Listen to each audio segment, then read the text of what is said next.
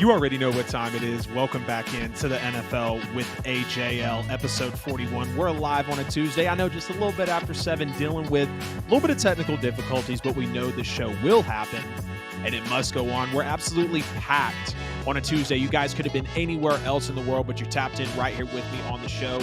As we get started, y'all make sure to like the stream, subscribe wherever you're at on YouTube, share the stream with everyone that you possibly know that would enjoy the show tonight. Of course, the QR code in the corner of the screen or at the NFL with AJL will get you all social media platforms, every bit of podcast content. Get at us on social. Make sure you leave us a review on podcast platforms as well. Again, subscribe on YouTube. Y'all have been running it up on the numbers for me. Absolutely no doubt as the show continues on. Hope everyone's had a blessed Tuesday. Hope your weekend was solid. You soaked up some great NFL Week 2 of football. CFB Week 3 college football was insane as well. Packed lineup tonight. Colorado survives Colorado State. We clearly know now that Alabama has a quarterback problem. Georgia and FSU barely win in their games this weekend. We got some 0-2 panic teams. All the takeaways from Week 3 of the NFL, or excuse me, I believe Week 2 of the NFL. My apologies. Are some teams 2-0? Or are they 2-0? A little bit of a contender segment there as well. And then we've also got our Week 3 power rankings. Y'all get in the chat, get in the comments, let me know what you guys are feeling tonight about the show. Any topics you might want me to throw on here, reply to your comments as we get into episode 41 tonight. Not going to waste any further time as we had the doubleheader on Monday Night Football. Of course, my New Orleans Saints, you guys see this shirt. You guys already know I'm a major fan. So with the Saints winning in a prime time national television matchup, you already knew I was going to start the show here.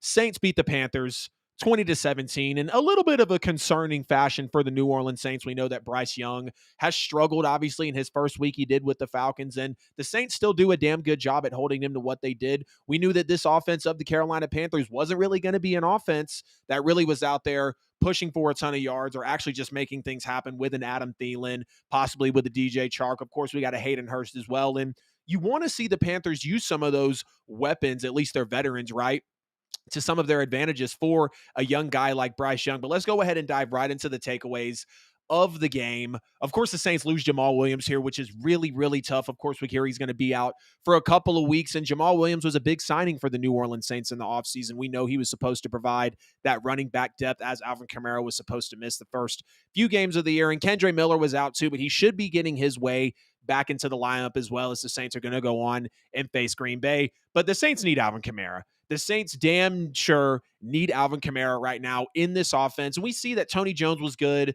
when the line did make some way. And I love his 2 touchdowns. You got to appreciate when he steps up in the moment here for New Orleans and absolutely does his job. Alvin Kamara's versatility is really going to help take that pressure off of Derek Carr and allow us to hopefully run those screens that we were so deadly with.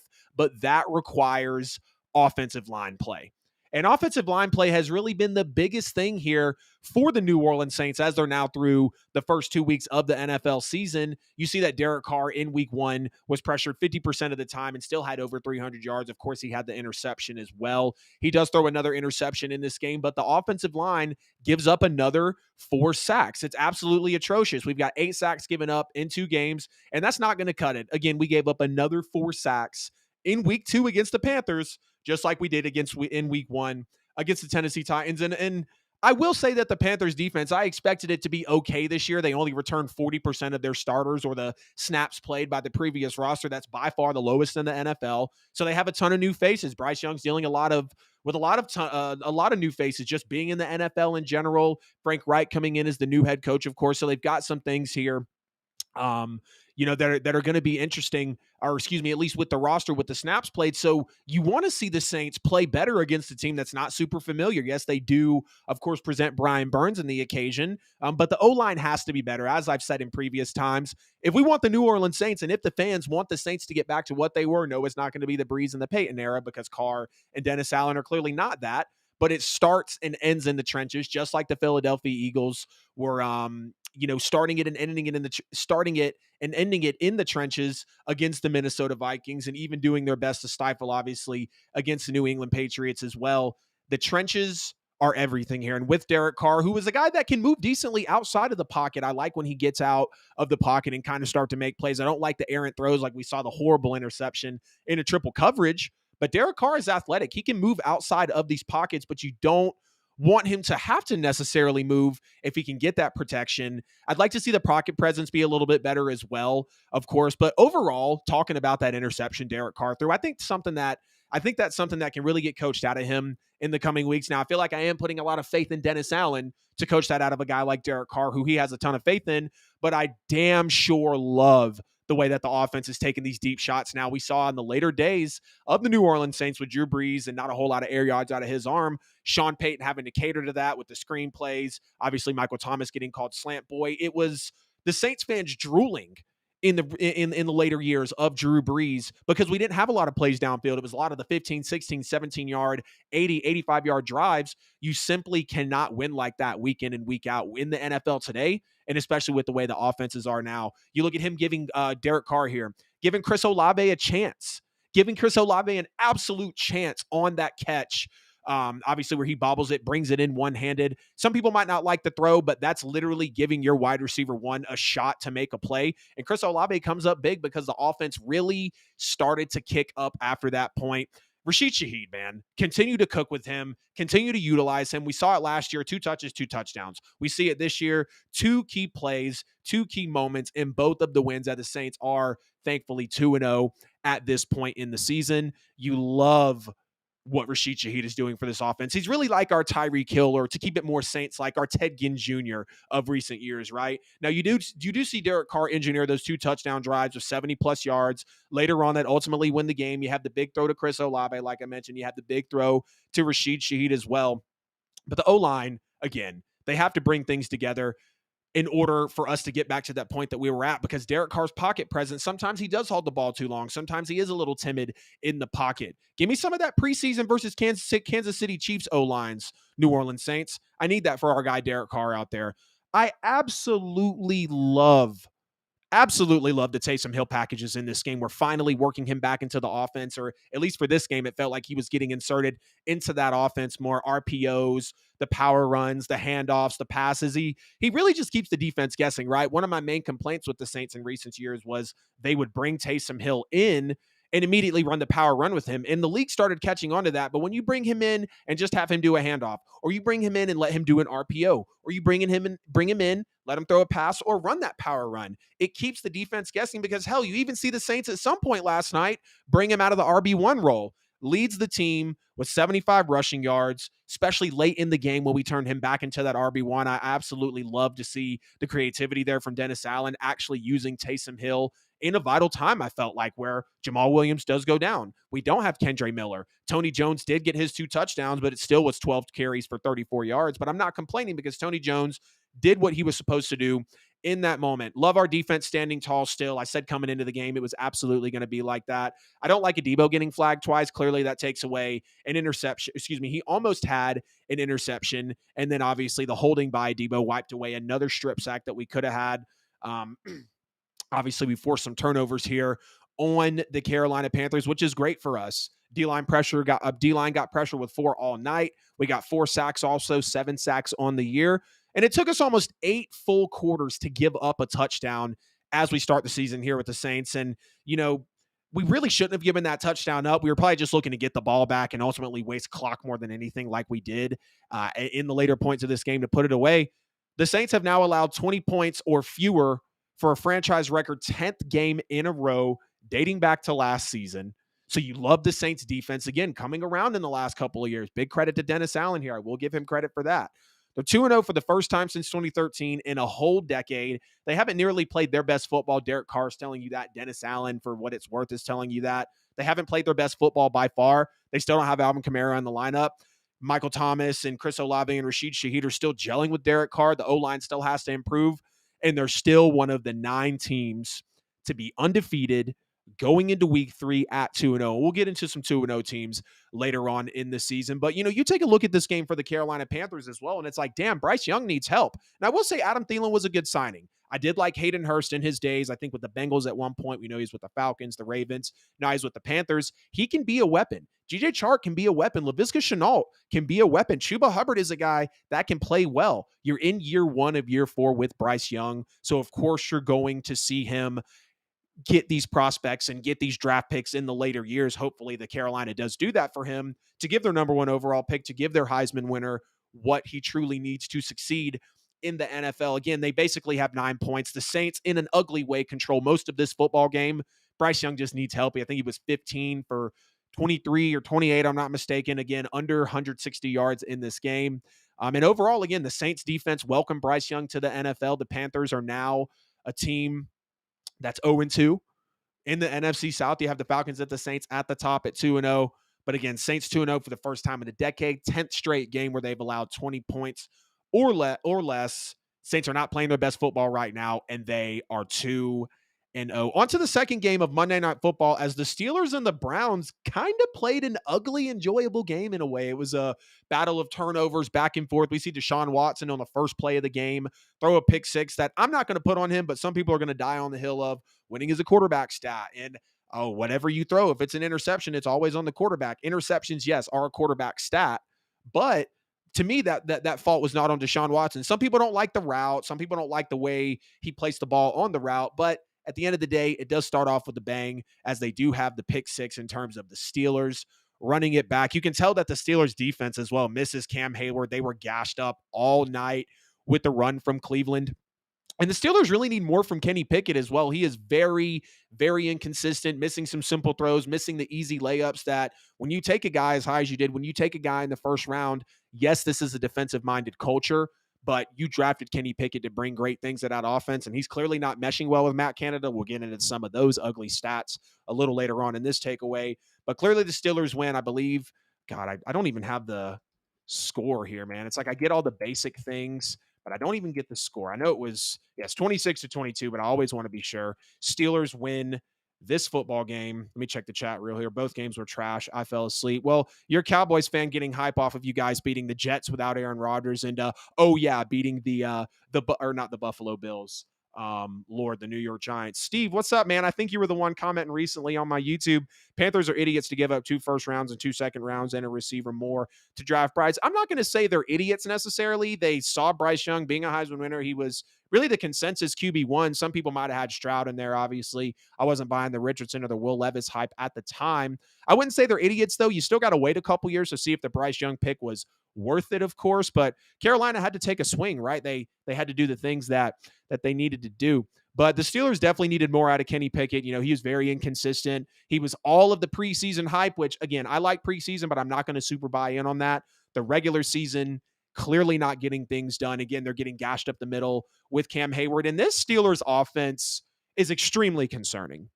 We understand the Steelers are a very, very loyal franchise. They love Mike Tomlin, never had a losing season. They've got a lot of cornerstone players. They're able to bring in Patrick Peterson. Defensive-minded culture. That is the biggest thing. And when they bring in Matt Canada, who was never really highly touted in the first place, whether it was in college football or the NFL, listen to this stat from the Steelers. The Steelers offense has now gone 37 straight games under OC Matt Canada without gaining at least 400 yards of offense. There have been 269 times since 2021 where an offense has gained at least 400 yards in a game. 0 of those are by the Steelers. And to take it even further, I want to say every other NFL team has done it at least 3 times in that span. And if they haven't, to know that the Steelers, with the Darnell Washington they just brought in, maybe that's not fair to hold against them. But in recent years, of course, when they, we know the picks they brought in George Pickens, Najee Harris, Pratt Freiermuth, they're really having a lot of faith in Kenny Pickett. Matt Canada is not it. Matt Canada is not the solution in arguably the most loaded division in the AFC North, in the easily most loaded conference in football, with the expectations that the Steelers have, and you can't even muster up this type of offensive play with a George Pickens who is special, with a Darnell Washington who will be very special, with a Najee Harris who was arguably the best running back coming out of his draft class.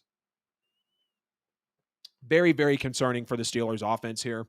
Matt Canada, more stats on him. The team has not scored over 20 points in 27 of his 37 games as offensive coordinator. They've only scored more than 30 points just twice in those 37 games that they've had him as offensive coordinator. And not only that, I know we're only 2 weeks through the season, they're the only offense in the league that does not have a first down in the first quarter. So talk about starting slow.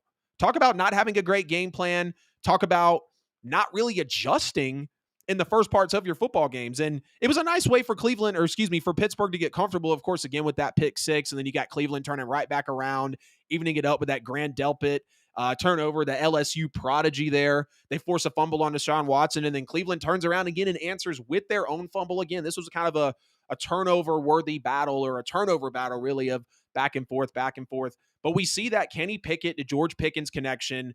Absolutely beautiful. George was literally picking against the Cleveland Browns. And that was his first 100-yard receiving game. He had a ton of targets in this football game. I want to say it was over 10, if I'm not mistaken. So you love to see Kenny Pickett getting comfortable there. We know George Pickens has been this type of receiver, and he's just continuing to show us really what we've known about him since he's been coming out of Georgia. You even look, Pittsburgh sacked Deshaun Watson 6 times, managed 9 total quarterback hits, forced 3 turnovers, scored 2 defensive touchdowns. J.J. Watt leads the way with 2 tackles for loss, a sack, a batted pass, 4 quarterback hits, and his first ever touchdown with the scoop and score. And you're still not putting up offense. The Steelers are only going to be able to force that many turnovers on a rusty team, where most teams are not going to be rusty within the next 3, 4, 5 weeks here in the league.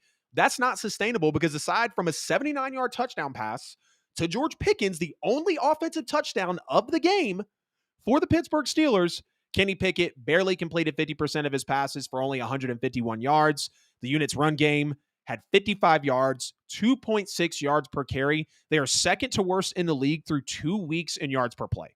This is one of the worst offenses in the NFL that we're looking at right now, covered up by one of the best defenses, obviously, in football. You can argue that it's the best, no doubt. Darby, what's good, man? Felix, you trolling, Felix. Don't even play with me, man. You spelled Saints wrong. Your man said Falcons winning the Super Bowl. I would never say that. Falcons and Saints even sounds remotely the same. But Felix, what's good? Darby, what's good? Chris G. Steve, is that Steve Betker? I believe. I'm zooming in. God, it's so bad when I zoom in. I hope the stream doesn't freeze up. Oh no, we might be frozen. No, are we good? Zoom out. Come on. Have you heard anything about the quarterback I thought was the best quarterback, Stetson Bennett? I hope he gets the help he needs. We're actually talking about Rams. We're actually talking about Rams Niners later on in the show, so I'll touch a little bit on Stetson Bennett as well. But again, we were talking about it earlier. Something's a little off with Kenny Pickett here. He's got some inconsistent accuracy, inconsistent play. He shows flashes of being good. I mean, when he gets outside of the pocket at times, he can ball. But how often do we say that a player shows flashes? You know, I mean, and sometimes his decision making isn't too good as well. Like, you want to see him make better decisions as the Steelers are going to get more into the season. But the run game was stellar. And really, now talking about the Browns here, we got to start looking at Deshaun Watson. Deshaun Watson has been back for 8 games now. Is it 8? Yes, 8 games now, and has not looked good. He really does look like he did not touch a football or even kind of participate in football activities for the year that he was off the field due to his allegations. And you go a desperate move from one of the most desperate, if not the most desperate franchise in NFL history, giving a guy who hasn't played in a year with a ton of allegations behind him the largest contract ever, the most guaranteed money ever, and it's fully guaranteed. Not the largest contract, but it was a fully guaranteed deal.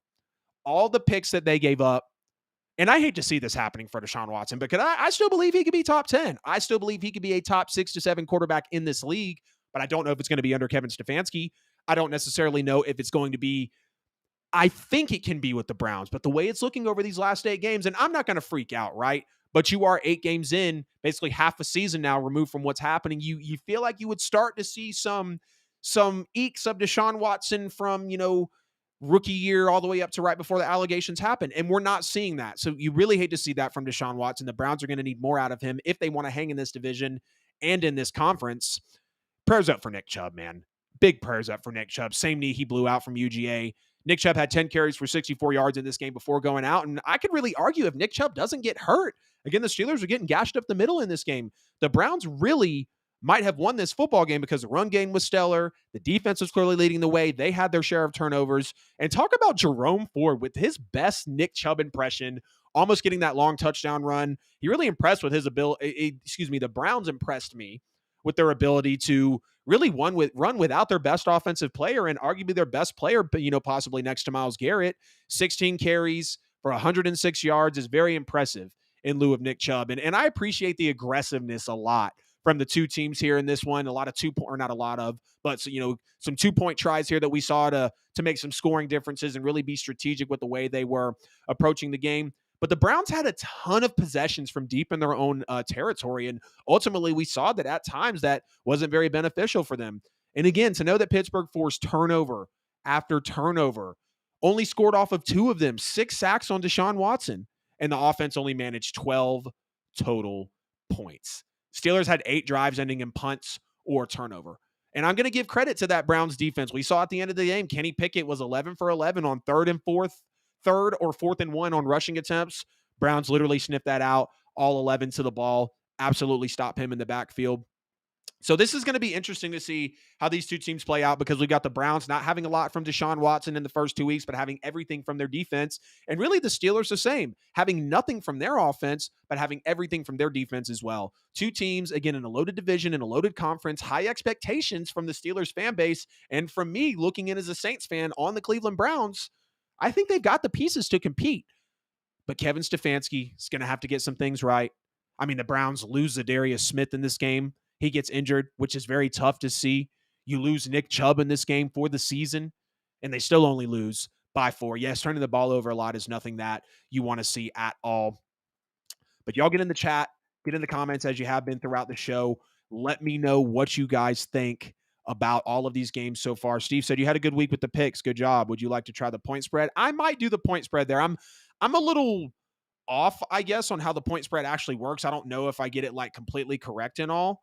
But I definitely will try it, man, if that's something that you guys want to see and it would make it more engaging. The Browns are the GOAT for single-handedly saving the Saints and Falcons franchises. Taking on Deshaun Watson. Hope Nick Chubb heals. Definitely. My knee had something like that. I have pain on my knee walking, let alone running. Yeah, absolutely. He blew out his MCL, PCL, and LCL all on the same knee in 2015 with Georgia. People are all over Adam Schefter for the tweet. And man, I mean, what a game. But we got to get into a little bit of college football as the game of the year. Colorado State. Colorado wins 43-35 in a double overtime thriller. And this game had everything. They had the pregame talk to the dirty hits in the game, the penalties all over the place, Shedeur Sanders engineering the drive. I mean, what a game. Let's go ahead and get into it as things break down here in this Colorado and Colorado State matchup. So you got Jay Norvell's comments, obviously, before the game, talking about how when his mother taught him to speak to grown men with their hat and glasses off, he was just poking a bear, right? Deion goes out, literally puts his glasses brand on sale, racks up $1 million in the first day. You got Deion showing up on the Pat McAfee show in the middle of Colorado, where Pat McAfee show is at, and just really harnessing the hype and the energy for this football game as it comes in. And you got to respect Prime. You got to respect Prime for being like, hey, my mama didn't teach me to let someone bark at me and not say something back. And he was even supporting Jay Norvell. He had, he said he had some conversations with him when he first got to Colorado. And he said Jay Norvell was very nice to him. Him and Jay Norvell actually were kind of hitting it off. And he said, I'm always going to root for a guy of his stature in the same state as me, coaching like I am, to be able to do big. But when it came down to business, Deion handled exactly what he had to handle. And we know this is a rivalry game, right? Very chippy, very dirty between these two, loaded with penalties and absolute tension. Colorado State had 17 penalties for 182 yards. Colorado with 10 penalties for 87. So a big lack of discipline on both of these teams. But I got to take a cheap shot myself at Jay Norvell's coaching and at the actual culture and attitude of Colorado State in this game. Your coach is already talking beforehand. You're bringing your players in. You got Kamara slamming Shedeur Sanders to the ground with all of his weight, holding his arms in so he can't defend himself. A lot like, realistically, when Drew Brees got absolutely crushed in one of his last few seasons, came back from injury, had the collapsed lung. You got Henry Blackburn taking the cheap shot on Travis Hunter. I mean, what the hell are you doing there? And you can tell he's just kind of walking off the sidelines, walking off the field, not really looking back, not really giving a damn about what just happened. A lot of people have been saying it, and I got to echo it. Jay Norvell, you were either coaching this into them or condoning it. And I'd like to say it was both. 17 penalties for 182 yards. You're basically giving up 10 yards a penalty. And you could easily look back and say, if you knock off just a few of those, just a few, Colorado State could realistically have got back into this game. But the better, more disciplined, more talented, more well-rounded football team led by primetime Deion Sanders absolutely came out and did what they had to do. All respect to Shedeur Sanders here. Losing Travis Hunter early on, and he still goes off. Travis Hunter was out for most of the game, and Travis Hunter is clearly one of Shedeur Sanders' favorite targets. We know he's a two-way player in the Heisman conversation. That cheap shot happens, and you're like, ooh, all right. So now they don't have one of their best players. It didn't matter for Shedeur. Shedeur still goes off in the game. 38 for 47, 81% completion, his highest completion percentage since TCU. 4 touchdowns, 1 interception that I really didn't care for. Kind of thought it was a ticky-tack interception call. Again, 348 yards, a 45-yard pass, which was his longest of the night. You got a 166.9 quarterback rating. Now, yes, his quarterback rating is going down as the season goes on, but hey, it was week 1, now it's week 2, now it's week 3. People have tape. They kind of are understanding what's going to happen with Colorado here. But Shedeur Sanders, man, 2-yard draw, on the 2-yard line, you couldn't have asked for a more perfect punt from Colorado State to get them into that position. Shedeur Sanders, 98 yards, clutching it up, going for 2 to send it to overtime. And you have Coach Prime just being an absolute savage here, taking the ball in overtime, and he said it week after week. As long as the ball is in Shedeur's hands, I know we're fine. I know we're going to win. You usually defer when you're in overtime, see if you need a touchdown, see if you need a field goal, and kind of even understand just what that offense is going to give you first. Shedeur Sanders had a Heisman-defying moment, leading them down the field, 98 yards, tying the game up, going for 2, sending it to overtime. And you really just talk about Colorado being tested, really, for a third straight game. I know they blew out Nebraska 36 to 14, but Colorado's defense was a big catalyst as to why they were able to make things happen. Shiloh Sanders, absolutely on another level. You have him. This is what I love about Shiloh. Shiloh was tapped in. He read CSU for 2 straight plays. He almost has the interception that was close to the ground, literally the play before the pick 6. Next play, he's in the press conference, he's like, I'm going to be more aggressive. I'm going to finally jump one and take it to the house. Jumps it, takes it to the house, pick 6, first touchdown of the game. Almost has, obviously, another interception when he has the one before that he drops kind of close to the ground. That was a little tough, for him to rally in there. And then he has the forced fumble. Him being inserted in such key moments was literally the difference here for this Colorado team. Of course, you see the offense struggle, though, early on. Shedeur Sanders, again, with that ticky-tack interception, and then Travis Hunter fumbles. It was returned for a touchdown. They didn't have their first play in plus territory literally until halfway through the third quarter. You throw a pick to turn around and take it away with another pick 6. Travis Hunter fumbles to basically lose your lose your turnover battle and your defensive points battle. Then you lose Travis Hunter. I mean, the odds were stacked time and time and time again here with Colorado. And they escaped this football game because of better coaching, because of better situational football. Back to the offense struggling a little bit. They threw the ball 47 times in this game.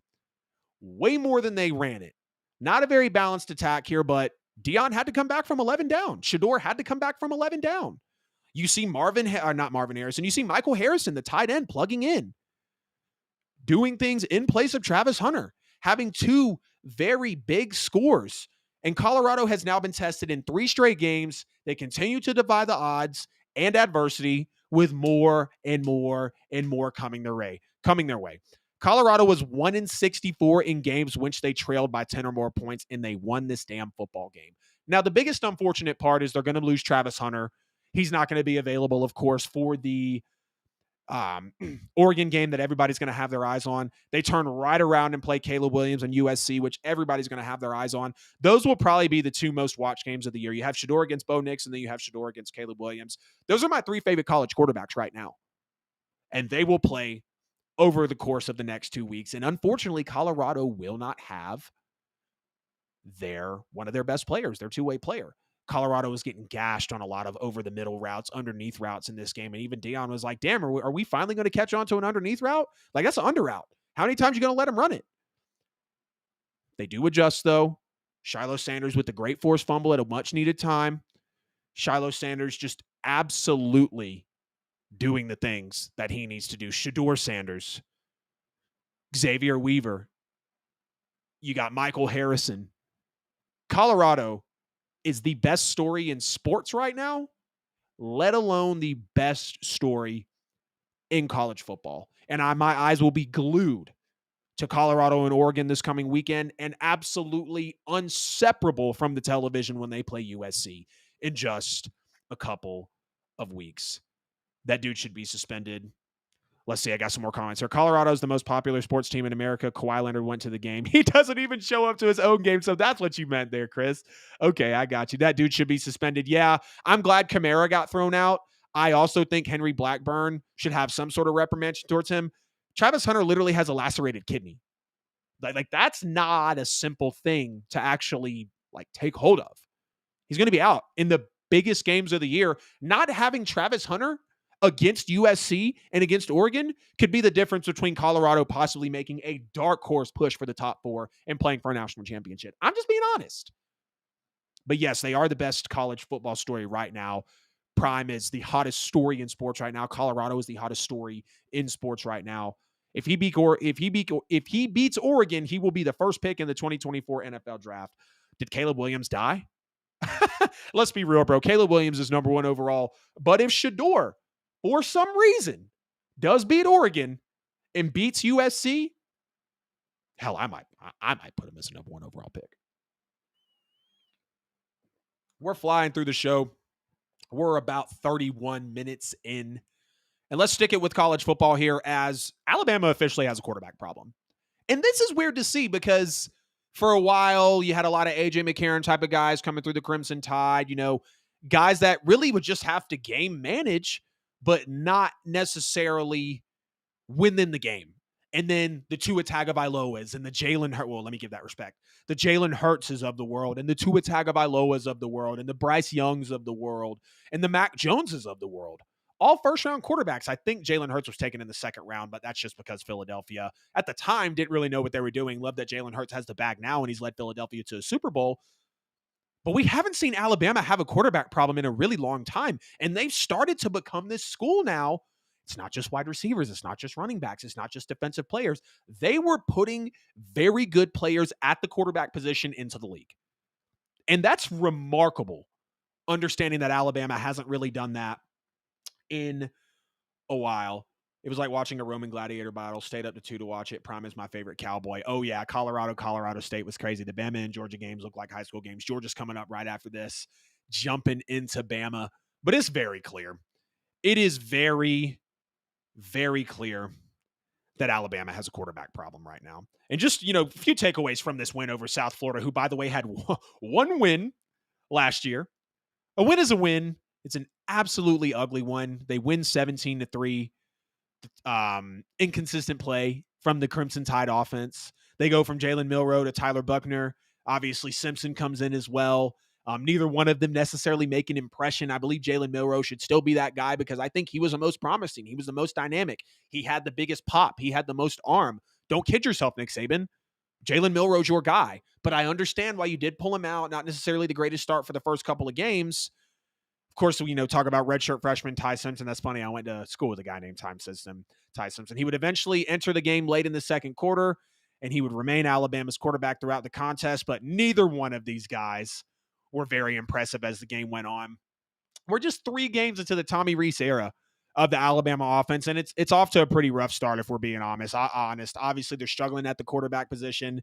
No adjustments have really been made. And the crazy thing is all of the Tide quarterbacks, not all of the Tide quarterbacks, Jalen Milroe is very athletic, right? I don't believe he has been necessarily set up for success with the play calling or the schemes or the way things have rolled out because we see he can connect on big plays. Yes, he's obviously missing on some simple things there, but Jalen Milroe is the guy. The Alabama offense looked the best under him. Alabama actually they didn't look scary, but they were resemblant of a Nick Saban-led team when Jalen Milroe was in at quarterback. Penalties are costing the Tide. Penalties are absolutely costing them. You look in the last 2 weeks, Alabama's had 4 touchdowns taken off the board because of penalties. Lack of discipline, very big problem. They have to fix that quickly. And I think that's just a thing that Nick Saban has to reel in. We know Nick Saban's teams are very disciplined. They do not do these types of things. They do not have touchdowns taken off the board in a piss-poor game against South Florida because of the way that things are shaking out. And, you got to give Kevin Steele his credit for that Alabama defense doing their part in Saturday's matchup. They hold South Florida 264 total yards, 3 total points. They forced 2 turnovers, 5 sacks. They were challenged pretty decently following last week's showing, and they definitely answered the bell here. Again, winning 17-3. You got to look at Roydell Williams as well. He should definitely be RB1. 17 carries, 129 yards, and a touchdown. He's really proven himself that he can step in and be that RB1. But the quarterback competition, if you want to talk about anybody that should technically challenge Jalen Milroe, maybe it's between Ty Simpson and Jalen Milroe. I mean, if we're being honest. Because Ty Simpson didn't look like a game changer, but he did manage the offense well. He distributed the ball, somewhat effectively in this. Buckner really played his way out of the competition. When you take a look at just the film realistically, it's got to come down again to Jalen Milroe and Ty Simpson. Not a whole lot to take away from an Alabama-South Florida game where Alabama only puts up 17 points and they shuffle quarterbacks and they have penalties. Like, this is not complimentary Crimson Tide, Roll Tide rolled Nick Saban football. This is not the Alabama Crimson Tide now sitting outside of the AP top 10 for the first time in what feels like a century. You have Alabama playing football like this. You've got Florida beating Tennessee. We're about to get into Georgia, South Carolina. We're going to get into, obviously, FSU and Boston College later on in the show as well. But college football week 3 was interesting. Colorado State, Alabama, South Florida. Florida beating Tennessee, UGA, South Carolina. What do we got to look at here? Alabama's got a quarterback problem. They have a quarterback problem, and this isn't this feels probably like uncharted territory to them. I think they'll be able to iron it out. I think they'll be okay realistically in the coming weeks. And, as the seasons go on with Nick Saban, they're like, Alabama's had a top recruiting class of all time, especially over the last 5 years, for a very specific reason. They are SEC champs and multiple-time national champs under Nick Saban for a reason. So I'm not panicking like we're about to potentially in the next couple segments as we talk about NFL panic teams, but Alabama definitely has to clean it up as things are not looking very promising. You wish Notre Dame hired Dion. Yeah, Notre Dame probably wishes they hired Dion as well. Speaking of panicking, let's get into the panic meter. Short little segment here. Then we'll get into a break, come back out, talk some more college football, NFL power rankings, and then we're out of the show for the night, but we still got a good bit of content to get to. The panic meter for 0-2 NFL teams. Which team should panic? Which team should kind of be okay at the moment? I realistically think all the teams on here. We've got 9 overall 0-2 teams. 5 of them, in my opinion, really don't matter. The 4 that are up here are kind of some that shuffle around with high expectations or are up there in power rankings. The Minnesota Vikings are 0-2. They're also 0-2 in one-score games this year versus being 11-0 in the prior year in one-score games. The Minnesota Vikings have one of the best wide receiver duos in football right now with one of the most stable quarterbacks in football in Kirk Cousins. Kevin O'Connell engineering the 13-win season last year.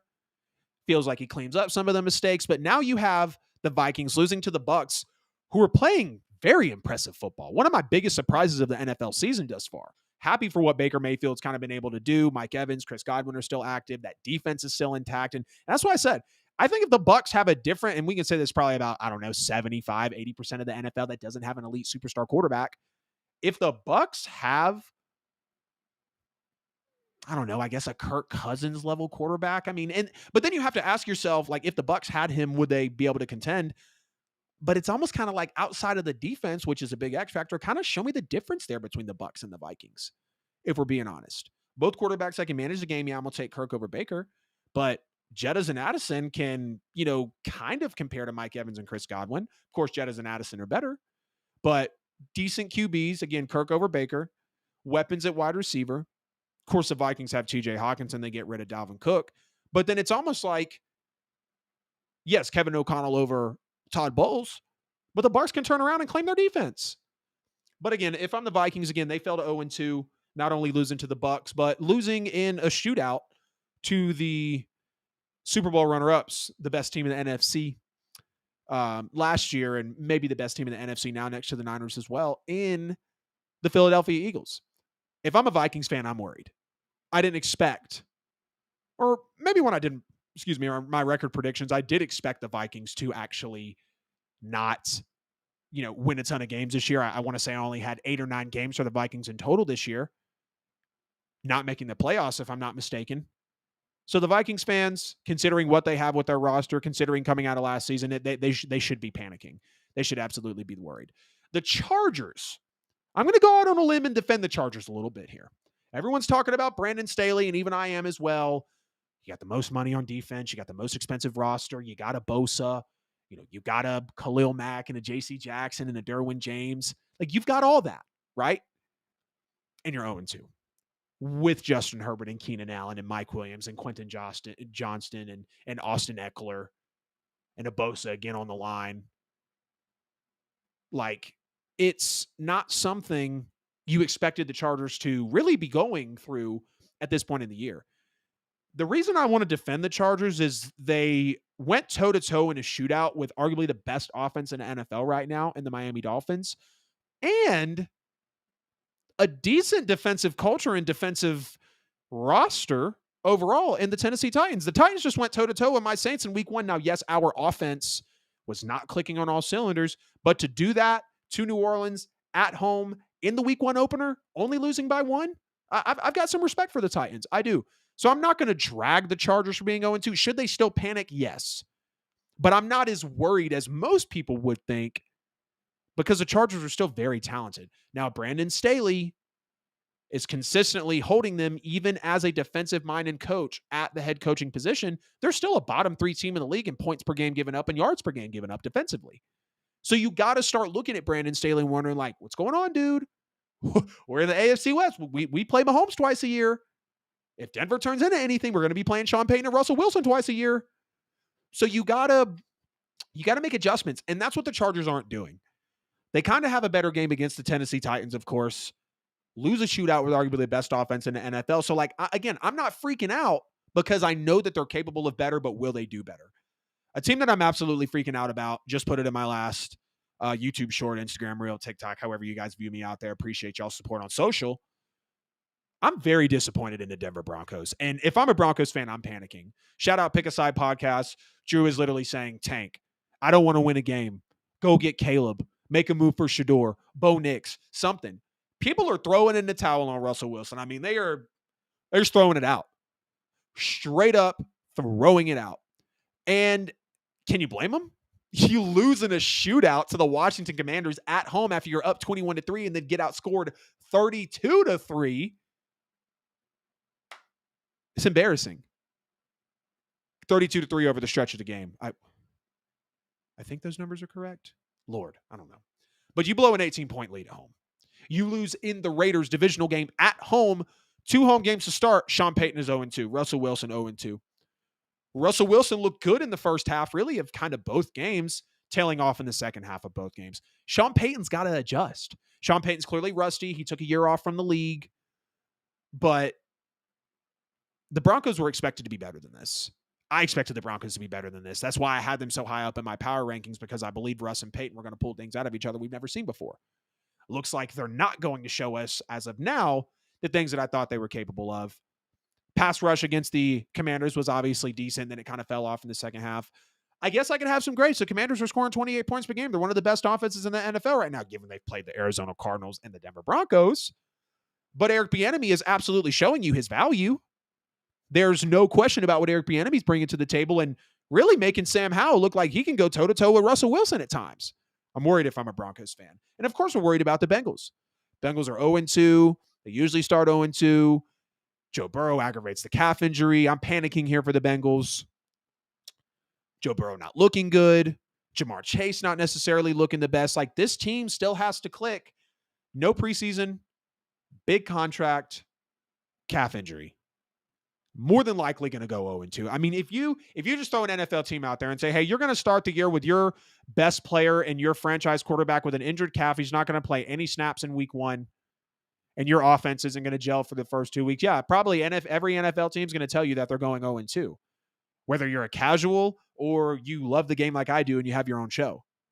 I'm very worried about the Bengals here because we simply know that they're better than this. Now, yes, they've started 0-2 and got to the AFC title game, but 11.5% of NFL teams that start 0-2 don't make the playoffs. The 5 teams that I wasn't necessarily going to put on here, but I guess I can still give them the respect because they are an 0-2 NFL team. The Patriots, don't know if they're really panicking. Like, we didn't expect much from this team. The Texans, of course, I didn't expect much from that team. I'm going to talk about Justin Fields on Friday's show in episode 42 because there's a lot of talk about him. If I'm a Bears fan, I'm panicking because of how much you wanted to turn things around in this season, how much money you actually spent, how Justin Fields was supposed to take the leap. Justin Fields is 5-22 as a starter. Justin Fields has been sacked 101 times as a starter. Justin Fields has 31 fumbles and has lost 8 of them as a starter. But again, we'll get more into that on Friday's show, episode 42. And we have the Carolina Panthers 0-2 as well. Again, not major expectations. They could be in the grabs to get possibly Marvin Harrison next year, which would be insane for Bryce Young. But we'll have to wait and see. So the panic meter for 0-2 teams. Vikings, panicking. Chargers, halfway. Broncos and Bengals, definitely panicking.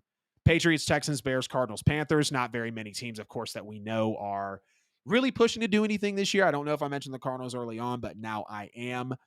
That has been the first half of the NFL with AJL episode 41. We got 6 people live with us right now. I appreciate every single one of you. 2 on the personal Facebook, 2 on YouTube, 1 on the NFL with AJL Facebook, and 1 on the NFL with AJL Twitter. The Patriots should be scared. They got my Cowboys in 2 weeks. Yeah, your Cowboys are probably going to roll. The Chargers have Kellen Moore. I know. Kellen Moore from you guys. And that's not even my thing. We know the Chargers offense is very damn capable. But what is happening on the defensive side of the ball? You got to have defense in the AFC. You have to have defense in the American Football Conference to get far in this day and age of the NFL. Joe Burrow is overrated. He started 0-2 before. I don't know if we can say a guy that in 2 healthy seasons has been to back-to-back AFC title games and is arguably 1 play away from winning the Super Bowl, but that'll be more to be desired. This is episode 41 of the NFL with AJL. I am indeed AJL, Adam Joseph Lewis, hosting the show here for you. Please make sure to like the stream wherever you're at on podcast, like the stream wherever you're at. Please subscribe on YouTube. Share the stream with a fellow NFL fan, with someone that just enjoys podcasts or talk shows in general. Please drop a comment on all social platforms. Get in the chat, the QR code. Scan that for every bit of the NFL with AJL social media content and podcast content. We post our episodes every Wednesday and Saturday. That next morning/afternoon, directly after going live on Tuesday and Friday evenings as well. I'm on pace for my best month on YouTube. We will absolutely be making money from the show this year, and I'll be able to offer you guys even more from the podcast. As always, we're sponsored by Buy and Sell with AJL for all your worldwide professional real estate needs, whether you're looking to buy a home, sell a home, or invest in real estate. Buy and Sell with AJL has got you absolutely covered. Drop your email down below in the comments or DM them on social media with your email to get on their exclusive real estate social media newsletter. And also, if you want to get included with their AI system they just put in to really help buyers and sellers with specific properties, they can absolutely plug you in there. DM them on social, or again, get at them in the comments here on the show or in the chat on the show as well at Buy and Sell with AJL for all your worldwide professional real estate needs. I want to read off a couple more comments here. Steve, stay with me, man. This is the most activity I've had in a while before I get to the break. I think the Bengals will be in the playoffs, but it's going to be tough. Very true. I think the Rams will beat them this week. That's very possible. I got a lot of respect for the Rams, and they're definitely going to be talked about in a later game here. Joe Burrow's trash. You're just hating, bro. Really good show, brother. I appreciate that. Look at the difference when Kellen is gone. I mean, y'all's offense looks good, man. Going to go ahead and hit a quick 2-minute break here so I can breathe, get some water, and then we're in for the back half of episode 41 on the NFL with AJ. Y'all stay tapped. Don't go anywhere.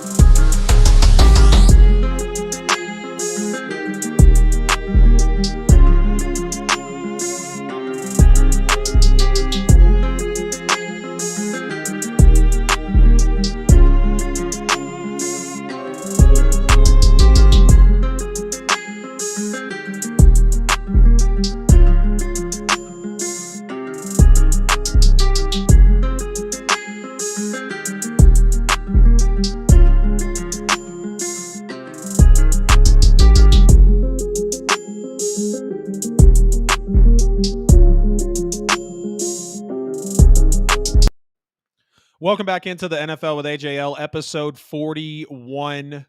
Y'all make sure to like that stream, subscribe on YouTube, share the stream wherever you're at. Stay in the chat, stay in the comments. Looks like I lost a couple viewers while we were in the break, but hey, when I get a chance to breathe and I get a chance to reset, I'm absolutely going to dominate the second half of this show. Just got sent something here by my cousin, and it's pretty disturbing. The last 3 Monday Night Football games, Damar Hamlin suffers a cardiac arrest, Aaron Rodgers ruptured his Achilles, and Nick Chubb possibly has a career-ending knee injury. We got Jalen Hurts and Joe Burrow up next on Monday Night Football. So that's going to be interesting to see, no doubt. Georgia and South Carolina played a close one until it wasn't. And, of course, I want to get into that. Obviously, Georgia being the number one team in the nation. Georgia being the back-to-back national champions looking to go for the three-peat. And they play an ugly one. They pull it out 24-14. They're now 3-0 on the year, still the number one team in the nation, thankfully, as a Dawgs fan. And as everyone watching you want to see the Dawgs continue to do well, right? But the Dawgs stumble early on. Then they really dominate that second half behind some work from Carson Beck. And they held off South Carolina. South Carolina was going for a big upset bid here. Stormed back in the second half from an 11-point deficit. Obviously, talking about the Dawgs here, we take control of the game for the rest of the way. And it really wasn't pretty for the Dawgs in their SEC opener, right? But every single win counts in the standings, no matter how you come across them. And we know that's what matters in college football. One loss, you're sweating. Two losses, you're probably assuming you're not even in the playoffs, right? But it was not an easy win. The Dawgs were favored by 4 touchdowns before this game, and they did not look like the number one team in the nation throughout this game. South Carolina opens up, punches them in the mouth, 10 plays, 65-yard touchdown drive. That really kind of proved costly because it was a score in this game that the Dawgs had to worry about and ultimately overcome. He had Antoine Wells, who caught a 17-yard touchdown pass from Spencer Rattler that ended the drive. Unfortunately, Antoine Wells' day came to an end as well. He suffered a foot injury that knocked him out of the game. And you could really say with Spencer Rattler connecting with him, if they would have still had him in the game, the Dawgs could be asking themselves of, hey, would have this been possibly closer than 24-14? But, Georgia didn't have much trouble moving the ball in the first half, but the issue was stalling out in the red zone. Georgia had a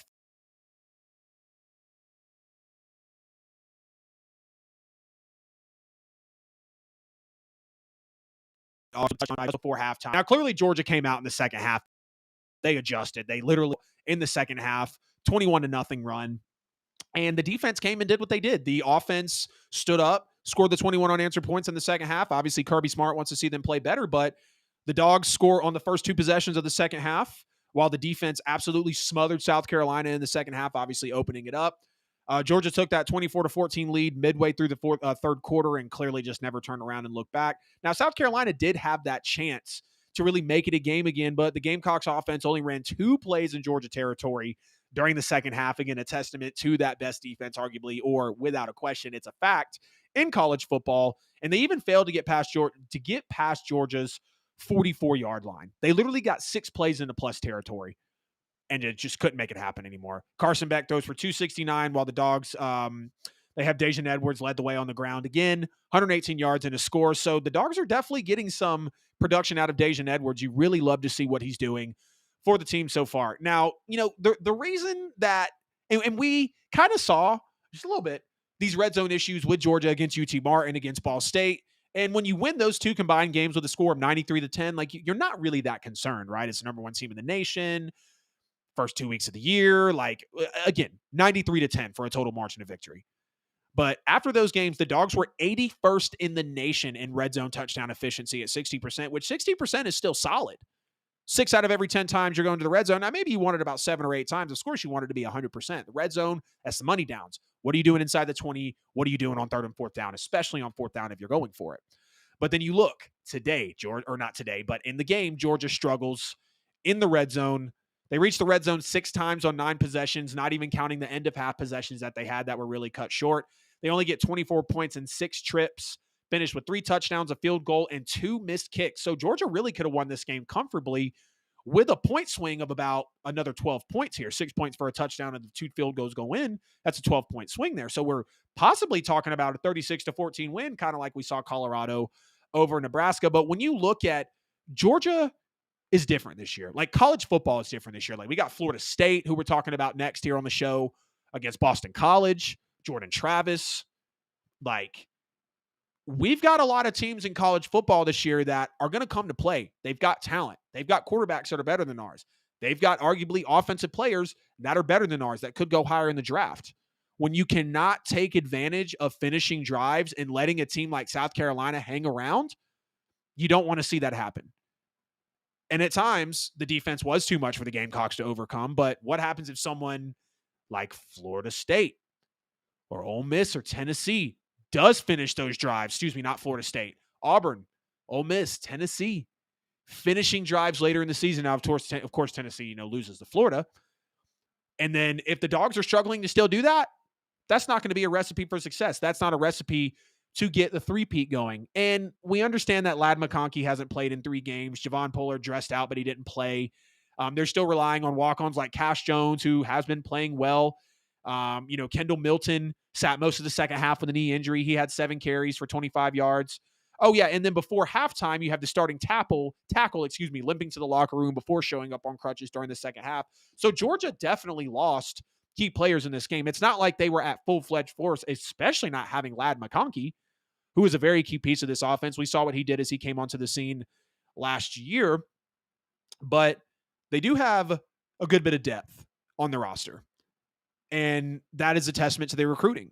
When you look at their recruiting and what they realistically did, there's a reason that Kirby Smart is very highly touted. There's a reason that Georgia is in the running for 3 championships in a row. And there's the thing, Georgia's probably going to be fine anyways, right? We see them do this last year to Mizzou before we beat them. We've seen Georgia struggle to South Carolina literally 4 years ago.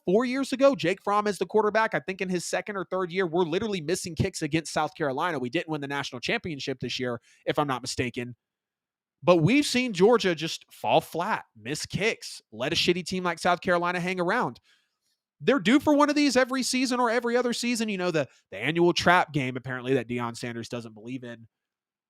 But you want to see Georgia play better. They're capable of playing better. They're the number 1 team in the country for a reason. And I got to give a little bit of credit to Spencer Rattler, right? Like he's doing what he can out here, connecting with Wells, 14-3 at halftime. Spencer Rattler making a little bit of plays. Like, can the Georgia defense really hold things up? And, ultimately just, can the Georgia defense really hold things up? Which, of course, they end up doing. And obviously, win this football game. But you look at South Carolina's offensive line just before we get into FSU and Boston College. They lost their starting tackles before the season, came into Saturday allowing 11.5 tackles for loss per game. You're getting 3 tackles for loss, and some of those, that could be a sack per quarter. 3 tackles for loss. They're averaging 11.5 tackles for loss per game. That's the worst mark in the nation, and it's not going to improve much after Georgia finished with 7 tackles for loss and 3 sacks on the day. I don't know if sacks count for tackle for loss. I'm sure they do. Like TFL is kind of a broad category, and then sacks go inside that. Riddler, LOL. Speaking of Desmond Ritter, Spencer Rattler, Riddler. Rattler dropped back to pass 42 times and took shots on at least half of them. Time after time, he stood in the pocket as a future NFL player in a Georgia uniform, literally got there for the pressure, for the sack, for the quarterback knockdown. And it was just ultimately too much for Spencer Rattler to overcome. But you guys get in the chat, get in the comments, let me know what you think of Georgia playing a close one to South Carolina. Is it really a trap game? What was Georgia actually able to do here? 584 subs. Shout out to the lady, the future wifey, letting us know what the sub count is. Let's get to 600 subs on the show. We've got the goal of 600 subs on the NFL with AJL. Steve says, don't think Georgia's going to win the championship without Bennett. Okay, let's talk a little bit about Stetson Bennett, since I know you brought this up earlier. Stetson Bennett absolutely stepped up in the national championship and in the SEC title game, in which Georgia did beat Alabama, I want to say in the second year, yes, to get to the national championship. Stetson Bennett looked great in preseason week 1. He is battling a shoulder injury right now with the Rams. But Stetson Bennett, in the last 2 weeks of preseason, looked horrible. Sean McVay rips the Band-Aid off. Obviously, Stetson Bennett's, really looking the best out of the rookie quarterbacks earlier on. Like, he was up there with Anthony Richardson on, damn, this guy can actually play again preseason. Week 2, horrible. Week 3, I don't even think he plays, if I'm not mistaken. So it is very possible to say that they could lose it without Stetson Bennett. But, I mean, I don't know if we can sit here and say, considering everything Georgia lost, if Stetson Bennett was really enough of a, you know, if Stetson Bennett was really enough of a factor to say that they can't win the championship without him. And now let's get into FSU and Boston College before we get into some more NFL action. We're going to talk about 2-0 NFL teams. We got a packed show. Man, I told you the shows get longer as the season goes on. I might love this too much. Nah, just kidding. There is absolutely no such thing. So Florida State beats Boston College in a nail biter, 31-29. And there's a lot of takeaways from this game. Florida State battling a 1-1 Boston College unranked team. Florida State obviously being the fourth team in the country. They stay undefeated going 3-0. Jordan Travis has a decent game, 15 of 24, 222 yards, 2 touchdowns, had the long pass of 44 yards, 4 carries, 38 yards. And I've said, Jordan Travis is one of my favorite quarterbacks. I really like Jordan Travis a lot as he goes through this college football year. But they played a nail biter against Boston College, right? And when you look at what is actually happening with Florida State in this game, so we'll dig into it here. Again, Jordan Travis with a decent game, but winning ugly is a thing that we saw a lot here over the weekend with football and really in college football. They benefited, though, Florida State from Boston College's penalties, and obviously they survived 2 costly turnovers. You got Clemson up next, so it's good enough for now. But again, Jordan Travis throwing a pair of touchdown passes, one to Bell, one to Daniel. They take him down 31-29. It was really just a lack of execution. Coach Mike Norvell said, of course, it's something we'll learn from as a football team. We're going to continue to push. We're going to continue to improve. And I've got a lot of confidence. And Boston College came close. They hadn't beaten a top 5 team since 2002, but they definitely put on quite a show. Sticking with Florida State a little bit here, though. So Florida State, thankfully 1-0 in the ACC. They had just 3 first-half possessions, scoring a field goal and 2 touchdowns, which was, efficient enough. They drove 61 yards down the field and then 75 yards down the field and then another 70 yards down the field to take a 17-10 lead at the half. So even though they only touched the ball 3 times in the first half, they were engineering plays. They were chewing up offensive yards. And again, this is a testament to what Florida State has done to get to that 4th overall team in the country. You got Jordan Travis finishing drives with a 19-yard touchdown pass again, and then Trey Benson running 2 yards in for a touchdown, talking about there in the first half. You got 3rd and 4th down conversions that they were able to convert on, thankfully, but there weren't that many opportunities. They did settle for a field goal on that first drive, and then they did generate 17 points on other 3 drives. They scored on 5 of its 6 first drives, not counting a kneel down to end the half. So overall, even though they did win ugly, yes, they had their offense perform in good spots, but they just didn't execute enough well on to actually make things more favorable and ultimately for a better takeaway of people looking at the game, and especially Florida State fans as well. But DJ Lundy intercepts Castellanos while he essentially is laying down. You got a super athletic pick and interception on the day, especially when that defense needed stops. You got Lundy's first college interception as well. Then you got the Seminoles driving down to the goal line.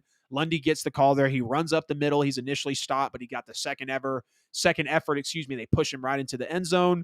Pretty funny. He's now got a stat line of 4 rushes, 3 yards, and 3 touchdowns in his college career. But the defense struggled on 3rd and 4th down with Boston College. The defense had been very, very good in 3rd and 4th down coming into this game. Coming into the game, they allowed LSU and Southern Miss to convert on just 6 of 23, which is 27% on 3rd down tries. FSU had made stops on all 4 attempts by the Tigers and the Golden Eagles, of course, leading into the game, speaking of LSU and Southern Miss. But what did Boston College do? They just easily converted on 8 of 19 3rd down conversions, 4 of 5 4th down conversions, making FSU's defense absolutely work for it, keeping them on the field, and really making them pay in certain situations. You got time and time again, though. Castellanos dropped back and had time to throw, found a rushing lane to pick up a first down. And on the day, he was 20 of 33 for 305 yards, a touchdown, and a pick.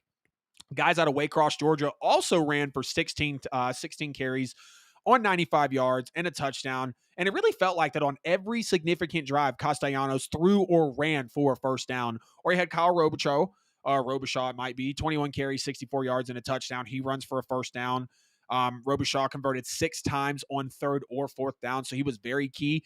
There were just these key pieces between quarterback, between running back play that ultimately Boston College was kind of able to jump in on. But Boston College had numerous pre-snap penalties. Definitely a discussion about a potential Eagles upset that really they could have had, obviously, on on FSU. But when you go look at, Boston College in this game, 19 penalties, new school record. They kept the game competitive, but they really couldn't get out of their own way, right? Anytime you have 19 penalties, you're absolutely going to fall flat on your face, whether it's a false start, killing momentum. They were trying to keep the pace with them. But when you have penalties become drive killers, become point taker awayers, yes, that's a word here on the NFL with AJL, you're not going to win a lot of football games like that. Absolutely not.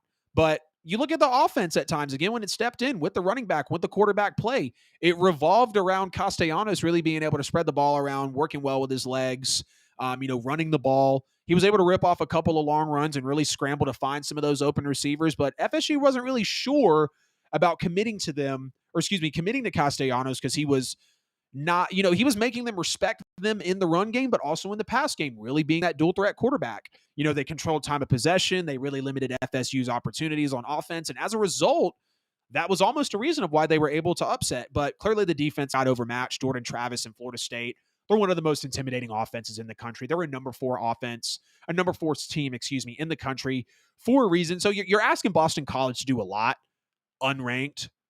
Now, yes, you're at home, but bringing in Jordan Travis, who is one of the top quarterbacks in this game, in college football, it was a lot for them. They struggled to stop the Seminoles, especially in pass coverage. They did make a couple of key stops near the end of the game, but the game-ending face mask penalty, again, a penalty, was a backbreaker and kind of sealed it shut.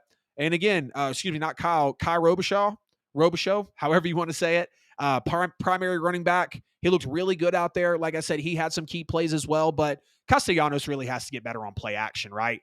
You don't know if, one of the few people out there noticing this, whether it's you, whether it's me, whether it's someone else looking in on the game, but his handoffs on play action are not super clean. It's either him or the running backs are rarely in position to actually get the play action pulled off, but it's not really faking anybody out. And we know when you implement the play action, when you're able to run kind of well, like they were in this game, and make Florida State respect them, also not on the run game, but on the pass game, when you're able to implement play action, that allows you for your deep shots over the top. If we would have seen more of that with Boston College, they possibly could have had the upset in this game. But Florida State, again, beats Boston College 31-29. A lot of nail biters here in college football. Georgia and South Carolina, Alabama and South Florida, Colorado and Colorado State, covering all these games here. I said I was only going to talk about the NFL, but I lied. I absolutely lied, because college football pulled me in from week 1 with Colorado and TCU, and we've been in for the ride ever since. All right. So now we've got the Ravens and the Bengals. The Ravens and the Bengals play a decent game, I feel like. The Ravens really had no sense in winning this football game. The Cincinnati Bengals had no sense in losing this football game, considering how injury-riddled the Ravens were coming into this game. No J.K. Dobbins, no Marlon Humphrey, no Marcus Williams, no Tyler Linderbaum, and no Ronnie Staley. That is 5 key players. Obviously, we know that they lose J.K. Dobbins to the Achilles injury. But, the Ravens, they never trailed in this game. They controlled the pace of play really for most of this game. You got a big day from Lamar, 2 touchdowns, no picks, 24 of 33 with 237 yards. Also doing his thing on the ground, 12 carries for 54 yards. His biggest plays, you got the 52-yard bomb to Zay Flowers, and then another 17-yard touchdown pass to Nelson Aguilar, hoping OBJ can come back healthy very soon. This is a receiver room that's kind of been rehauled, kind of been overdone. We had the years of the Devin Duvernays and the Rashad Batemans, but no, let's really bring in a Zay Flowers from Boston College. Let's bring in a 9-year vet in Nelson Aguilar, who did play under that Super Bowl winning Eagles team. Let's bring in an OBJ who could have possibly been that Super Bowl MVP and was unguardable in the year that the Rams won the Super Bowl, and we know what OBJ is capable of. It is kind of depending on a not skeleton crew, but not a super proven crew as of right now in the year meshing together, being with Lamar Jackson, Todd Monken, and this new offensive coordination. And it was impressive. 52-yard bomb to Zay, Love Zay. Got him in fantasy. I thought he was one of the better receivers in the draft, really. I might have had him number 3 behind JSN. I just love the way he played the game. And then that 17-yard touchdown pass to Nelson Aguilar as well. And again, for a unit missing a 3-time Pro Bowl corner in Marlon Humphrey, a ball-hawking safety in Marcus Williams, up against arguably the best wide receiver trio. You got Joe Burrow under center. The Ravens' short-handed secondary did an absolute hell of a job against the Bengals offense. They helped hold Joe Burrow to just 222 yards passing on 41 attempts. Jamar Chase had 5 catches, under 40 receiving yards for the second week in a row. And clutch play by Rock Ya-Sin over in the corner of the end zone to force it free from Jamar Chase, slam him to the ground, not having that touchdown pass on their watch. And you got to look at the Ravens getting really clutch plays in this game from several different defensive backs to prevent touchdowns, drive extending conversions from the Cincinnati Bengals. In his 9th career start and first of the season in place of an injured Marcus Williams, one of the best safeties in the league, you got the 4th-year pro Geno Stone had the best game of his very young NFL career, led the team with 9 total tackles, a pass breakup, his 2nd career pick. Brandon Stevens stepped up as the Ravens' number 1 corner in this game, had another very strong game as an open field tackler as well. He even prevents T. Higgins, from getting his feet inbounds on a touchdown pass. You even got Ardarius Washington. He got picked on at times in the nickel position, of course, and obviously his spots on where he played corner in the field. But overall, he finished with 5 total tackles, a pass breakup, and a quarterback hit on a blitz. Y'all give me a second. Got the dog clawing at the door. Come on. Let's go. Rotten. I knew you were going to do that because you were being indecisive before the show. Yeah, like always. You want to be indecisive and just have it your way. Well, it's mine and mommy's fault because we always let you have it your way. Yep. Now you're going to lay down right there. Yep. Right behind the monitor. Sports Dudes Hines Show. What's good, man?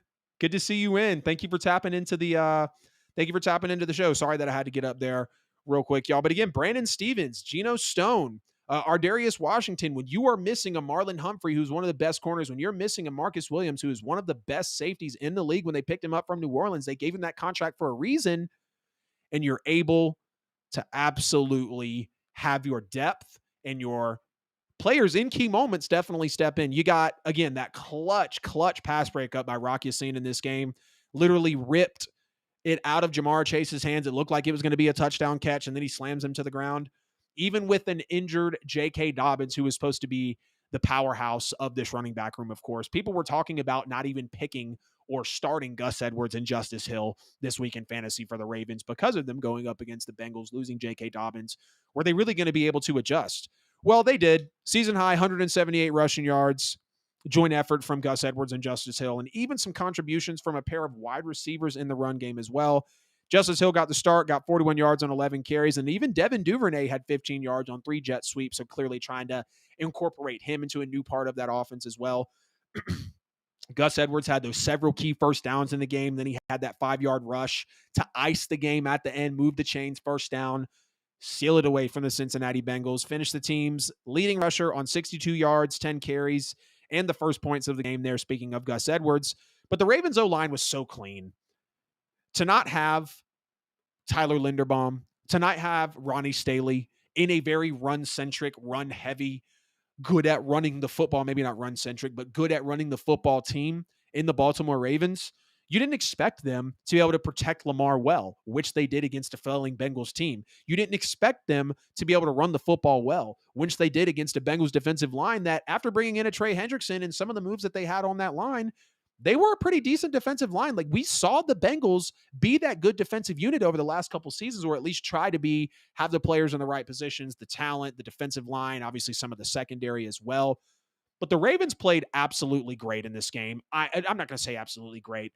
They played well considering the injuries and not having some of their key players, winning 27-24 on the road to stay undefeated after kind of a rough week 1. You see Lamar Jackson go on Twitter, talk about how it wasn't a great week 1 for him. You're down 2 key O-linemen, 2 key secondary players. You clamp Joe Burrow and the Bengals, which might not be much through 2 weeks of the year. You don't let them get to the quarterback. No sacks on Lamar Jackson. He was barely pressured. And I mean, what more can you say about the depth of the Baltimore Ravens stepping up? And again, the Bengals had no reason to lose this football game. None. Again, Ravens down all the people that they had. Joe Burrow tweaks his calf, unfortunately. They only score in the first half due to special teams. The Bengals have to adjust here. They have to be better. And I understand when you don't have your best player and your superstar quarterback play in preseason and he's dealing with a calf injury, that's going to show. I mean, maybe you can look at Zach Taylor some. Yeah, like we know he's a good coach, but his job was in question before the Bengals started slipping this year. The Bengals had very, very high expectations coming in. Very high expectations coming in. So when you look at the fact that the Bengals had no reason to lose this game, and they do, that's why they're on my panic meter at 0-2. That is why the Cincinnati Bengals are not able to perform the way that they want to this year. Joe Burrow's injury, not playing in preseason, big contract.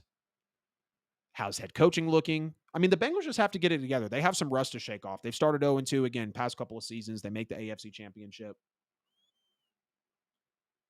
Or not 0-2 the past couple of seasons, but we've seen the Bengals kind of fall into this hole at times. This is the worst our defense played versus Baltimore since Burrow came into the league. Yeah, I hate Baltimore, but credit where it's due. They were the better team from the very beginning. Yeah, they took control, man. They took control from the very beginning. They never let up on it. And ultimately, the Ravens really did deserve to win this football game. And there's no complaints about that, right? Like the Ravens played well enough with a ton of injuries on the road in a divisional game, and they won close. So be it for them. Like, hats off to them, no doubt. What I thought was going to be possibly the best game of the weekend, Chiefs and Jaguars, Chiefs win 17-9, was Patrick Mahomes versus Trevor Lawrence, was a coaching showdown of Andy Reid and Doug Peterson, was two of the top 7-8 teams in the NFL facing off for what could be a potential AFC title game matchup in the Chiefs and the Jaguars. And what your best players will absolutely do for you in key moments in a close game where you got to pull out all the stops and really make things happen. Chris Jones comes back, 1.5 sacks. Travis Kelce comes back. Might have only been 4 catches for 26 yards, but it was a touchdown. Travis Kelce scores a touchdown in his return. Chris Jones has his hand in 2 very key defensive plays with 1.5 sacks. So your best players can do a lot for you. And I will say, if there's no Kelce and no Chris Jones in this game, we're possibly talking about the Chiefs panicking at 0-2. But, could we really panic if they didn't have those 2 players also in this game as well? It was a big bounce back win for Kansas City, no doubt, even though they were penalized 12 times for 94 yards. The refs heard how the Chiefs got away with all the false starts from Jawan Taylor against the Lions literally all night. Well, not in this game. Jawan Taylor flagged 5 times for those false starts. Kansas City also turns the ball over 3 times in the first half, a couple of fumbles. Obviously, Patrick Mahomes does have the interception, but he learns to spread the ball around. Again, tying a career high with complete passes to 11 different receivers, 305 passing yards, 2 touchdowns, the interception that I did talk about. Sky Moore gives you a bounce back game with 70 receiving yards and a touchdown on 3 catches. Kadarius Toney, who had a ton of drops no passes in this game, finished with 35 yards on 5 catches, catching all 5 of his targets. Mahomes does his thing with 2 minutes to go in the fourth quarter, scrambling around, stopping, planning, and just throwing a nice overhead pass to Sky Moore that kind of put it down and sealed the game against the Jaguars. And, the Chiefs come out of the half and do what they're supposed to do, right? They don't look too good in the first half. They come out of the half, which only had 4 total rushing attempts in the first half. They come out immediately, go 81 yards down the field on 7 plays. They get their best player outside of Mahomes in position on the offensive side of the ball, score the touchdown with Travis Kelce. But the Chiefs just have to get more balanced offensively. I mean, we can't continue to have it be the Patrick Mahomes show where they can't. Yes, Patrick Mahomes is special. He's a magician. He can do just about anything. He can make any throw. Is any moment too big for him?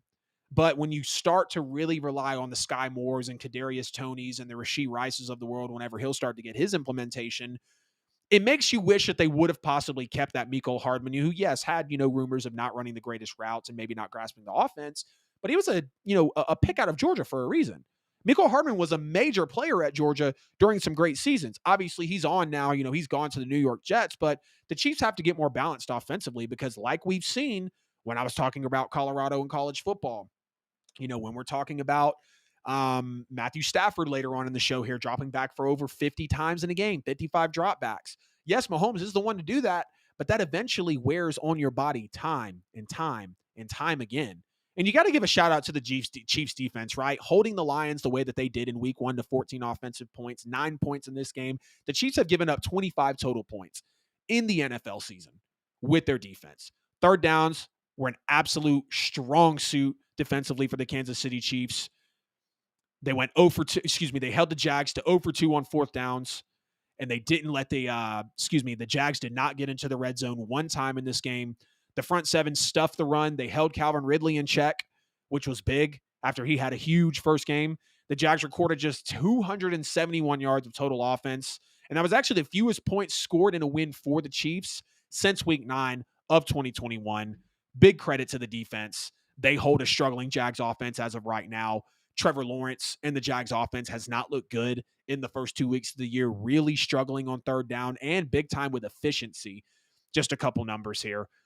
They didn't score a touchdown in this game, Jacksonville. They went 3 for 12 on third down and 0 for 3 in the red zone.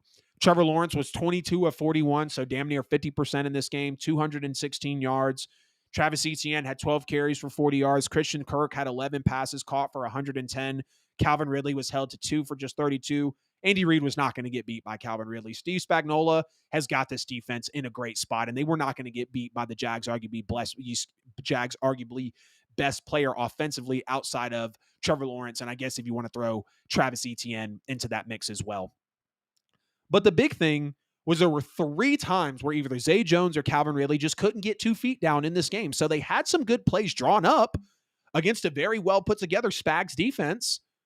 But the Jaguars only scored 6 points on 3 possessions inside the Chiefs' 20. So I think I misspoke there earlier when I said that, what's it called? Excuse me. Not that they didn't get in the red zone once, talking about the Chiefs' defense standing up against the Jags. They didn't get in the end zone, not one time. No touchdown scored on the day. And it's horrible to see it when you have 3 first-half turnovers on the Chiefs, who are an elite team, 2 fumbles, an interception. You got themselves fumbling right after they get a fumble from the Chiefs. They win the turnover battle against an elite team, and they couldn't turn it into offense. They're bad again on third down, just like they were against Indianapolis. I want to say they were they only had 3 third down conversions against Indianapolis. I know that. I don't know if it's 3 of 9, 3 of 10, 3 of 12, something around there. The Jags got to get it together offensively. Yes, they put up 31 points in week 1. You're also talking about a Colts defense who did do their job to hold the Jags and Trevor Lawrence into check, but you're also wondering, like, what are the Jags really going to do to adjust here? Doug Peterson is a good coach. Trevor Lawrence is a great quarterback. They've got a lot of talent on the offense. They are working some new things in with Calvin Ridley, obviously, trying to find some spots for Zay Jones as well, who had a score last week. Zay Jones and Ridley could have had more scores this week.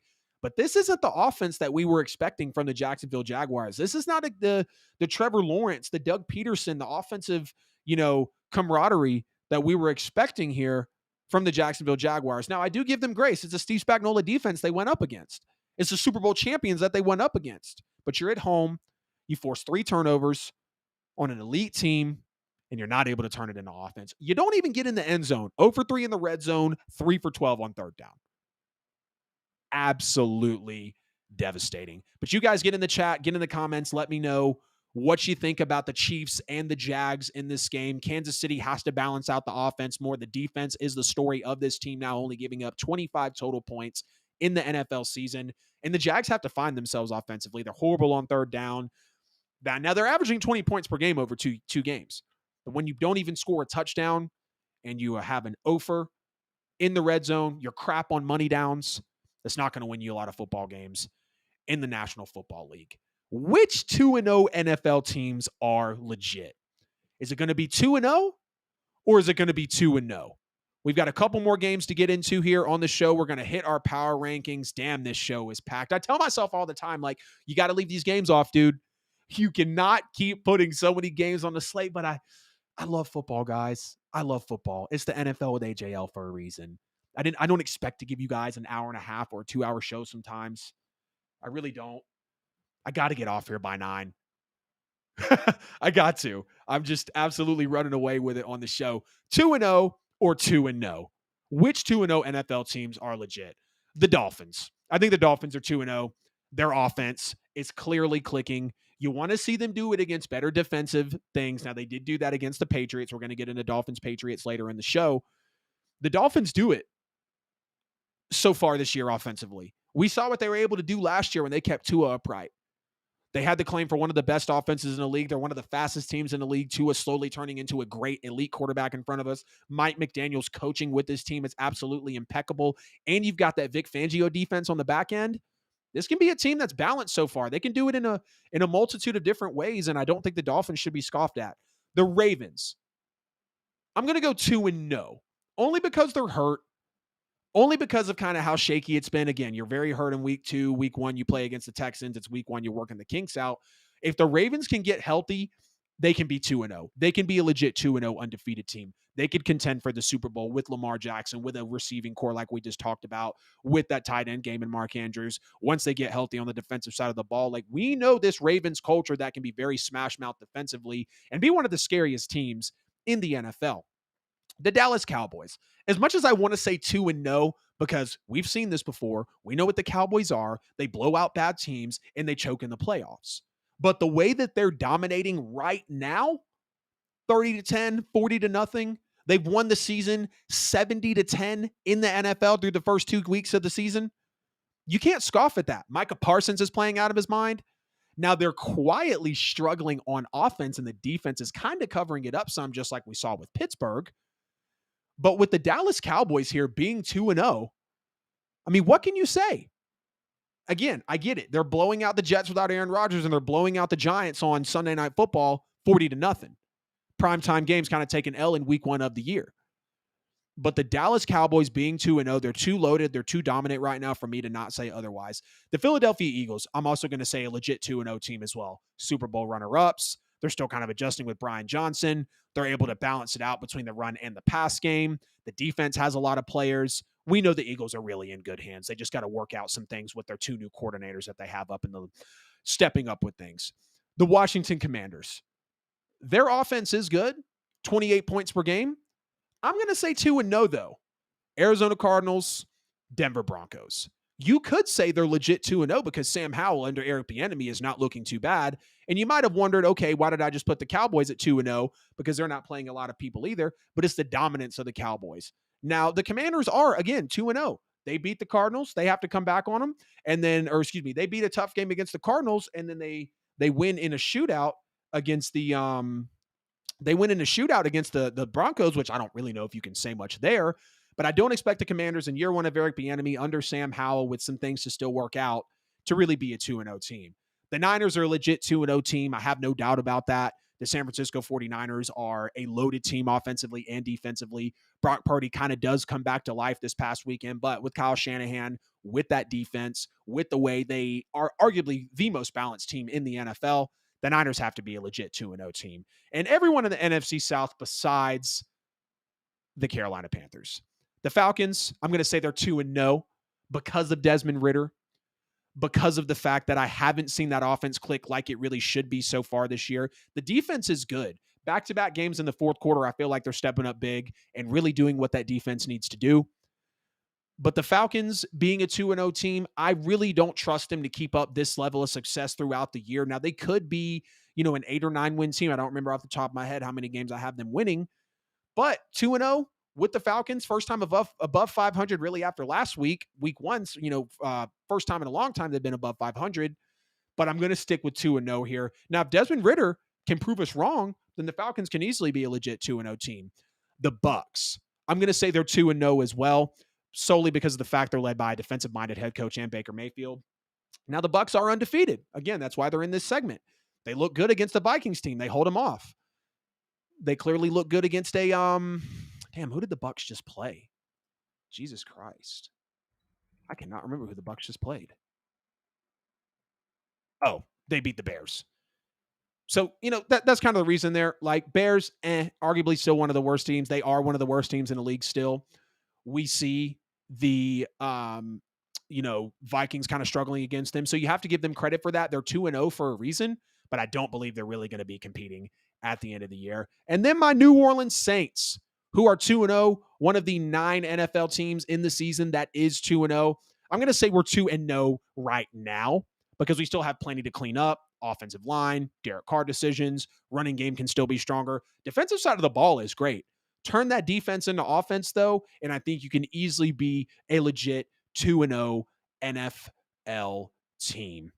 We're an hour and a half here in on the podcast. This is the NFL with AJL episode 41. Please make sure to like the stream, subscribe wherever you're at, share the stream wherever you're watching. Y'all are crushing it for me on social media at the NFL with AJL on all social media platforms, or the QR code here will give you every bit of social media and podcast content for your enjoying pleasure. At Buy and Sell with AJL for all your worldwide professional real estate needs, whether you're looking to buy a home, sell a home, or invest in real estate, make sure you get it Buy and Sell with AJL.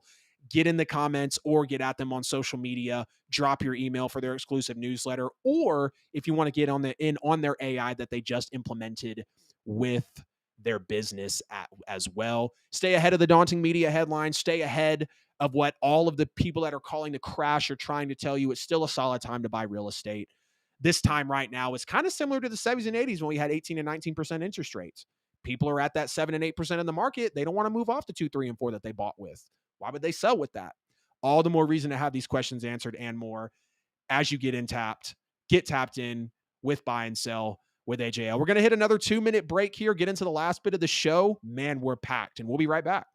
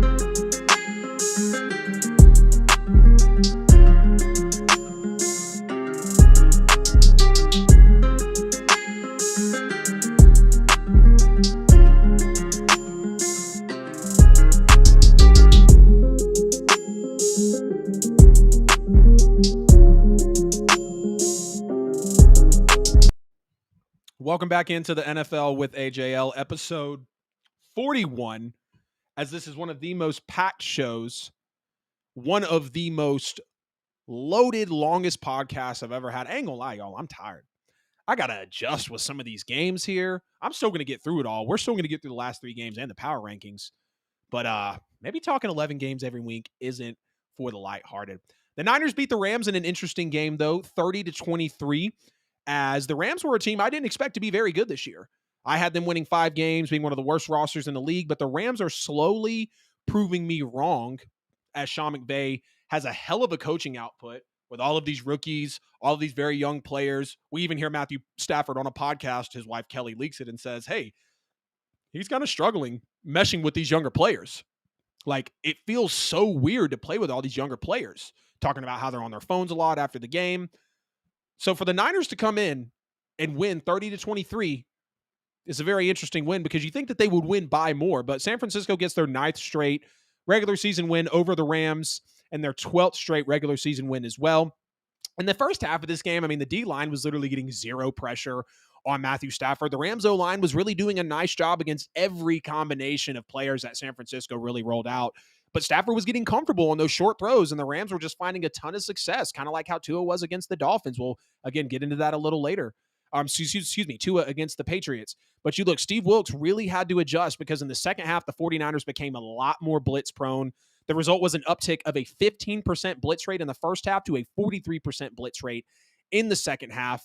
That was the highest uptick in a while for a blitz package to go from the first half to the second half. And the result was 9 pressures in that second half compared to no pressures in the first half. But you got to love the aggression here of the Niners, right? I mean, they're down 17-10, 1 second left in the first half. And the Rams were about to get the ball back because of the second half kickoff. But instead of just taking the 3 points, because really 17-10 is the same as 17-3 when you're about to give the ball back to the opposing team and you're down, Kyle Shanahan dials up the quarterback sneak from inside the Rams one to get over the goal line and make it a tied game at 17-all at this point. So it was really a right call to be aggressive and go for it here. But they need to get Brandon Ayuk back 100%. Of course, we see him leave this game. We do see him get hurt in this game, so we want to see him come back healthy to a Niners team that values him so highly, next to a CMC, next to a Deebo Samuel, next to a George Kittle. But Brock Purdy on Sunday, for the first time in his career as a starter, didn't throw 2 touchdowns in a game. He didn't notch a passer rating of 95 or more for the first time as a starter. 4 badly missed throws that really could have turned into a 7-point Niners swing or really even a 7-point Niners win. That might have turned a 7-point Niners win into more of a runaway if he hadn't have had some of those 4 bad throws. He missed some deep shots to Brandon Ayuk, to Deebo Samuel, Juwan Jennings, and all of those really could have gone for touchdowns. So the Niners could have won really going away in this game. He also had a misfire on a 3rd down slant late to Deebo Samuel, later in the game. But the good news is, despite not a great game from Brock Purdy, he was still efficient with 8.2 yards per attempt, and he didn't turn the ball over at all. So if Sunday really was any indication of what Brock Purdy can be outside of his best self, it really feels like the Niners might be okay in this aspect. Hats off to Puka Nacua for the Los Angeles Rams. Hats off to Matthew Stafford. Hats off to Sean McVay with how they've played so far in this season with such low expectations, as low as, bottom 5 teams in the NFL for a lot of power rankings. Puka Nacua, excellent in the opener, 10 catches for 119, but he was even better against the Niners, caught 15 passes on 20 targets, 147 yards receiving on the day. He's the first player in NFL history with 10 catches and 100 yards in each of his first 2 career games. He now owns the league record for the most catches in his first 2 games with 25, and his 15 catches were the most ever by a rookie in 1 game. Sean McVay hit on this guy. We're all wondering, who the hell is this? Where is this draft pick coming from? Who is this guy coming out? We've already seen a Tutu Atwell, who we're not super satisfied with. We've already seen a Van Jefferson, who we're not super satisfied with. So who is this guy? Possibly the next coming of Cooper Kupp when you don't have Cooper Kupp in your lineup. And Sean McVay is a great salesman. He knows how to draft. He knows how to evaluate. He knows how to win players over. I say more of that salesman aspect when he won over OBJ and they go on to win the Super Bowl because OBJ was a great weapon. But Sean McVay knows how to pick them. He knows how to draft these guys. And really, with Van Jefferson having a tough game next to Puka Nacua, it looks like he's going to be out of the lineup, probably bench once Cooper Kupp comes back.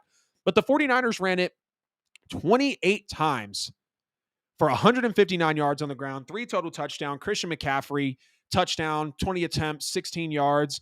Deebo Samuel had 5 carries for 38 and a touchdown. Brock Purdy added 5 yards with a sneak and a touchdown as well. So the Rams have to be better against the run, because right now that is without question the Rams' biggest the Rams' biggest weakness is on the run defense. Kyren Williams, though, this guy is absolutely balling out for LA. 14 carries, 52 yards and a score, 6 passes caught for 48 yards and another touchdown. So through 2 games, this guy has 4 touchdowns, 152 total yards from scrimmage. He's pretty good in pass protection, which kind of, showed up a few times on Sunday against San Francisco, if we're being honest. And he can be that every down back with his versatility if he has to. He doesn't have to be possibly swapped off. We see Cam Akers that's kind of getting pulled in and pulled out. He seems like he was the better decision and really that better upgrade over Cam Akers when you look at testament to Sean McVay's coaching. Byron Young finished the game with 5 tackles, another young rookie here, 1 sack, 2 quarterback hits. In the 4th, he did a great job, set the edge there on the outside run, allowed his teammates to rally to the football for a stop at the line of scrimmage. In the 4th quarter, mentioning that play there from him. But talk about Matthew Stafford getting comfortable. When he was realizing that 15% blitz percentage right there, he was dealing. in his first 40 minutes of the game. 22 of 26 with a touchdown. Then one of his passes go through the previously mentioned Kyren Williams' hands for a pick. Offense came to a dead, screeching halt right there. After that, 12 of 29 to end the game. He still played okay, but one throw is going to absolutely haunt him. You see the interception to Lennar in the fourth quarter. Matthew Stafford being Matthew Stafford after time and time again. They shouldn't have went to the Super Bowl the year that they did. It should have been the Niners, but Jimmy Ward or Charvarius Ward, if I'm not mistaken, actually drops the interception that Matthew Stafford would have thrown. And even in the end of the regular season, he drops the interception. Excuse me, even in the end of the regular season, the interception was dropped. Or no, in the end of the regular season, the year they went to the Super Bowl, he throws a game-ending interception as well. Does the same thing here basically to end the game. Y'all give me a second.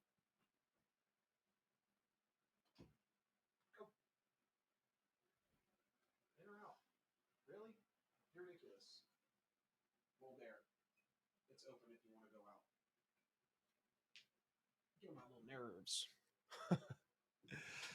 But yeah, Matthew Stafford, while he was comfortable before they dialed up the blitz packages, he was absolutely dealing in this game. And yeah, I mean, if Cooper Kupp was playing, then they would have, probably beaten the Niners. Yeah. Stafford has his receiver drop a pass that was intercepted, could have been a touchdown, but instead it went to the Niners. Yeah, you doubling down on my point right there, man. No doubt about it.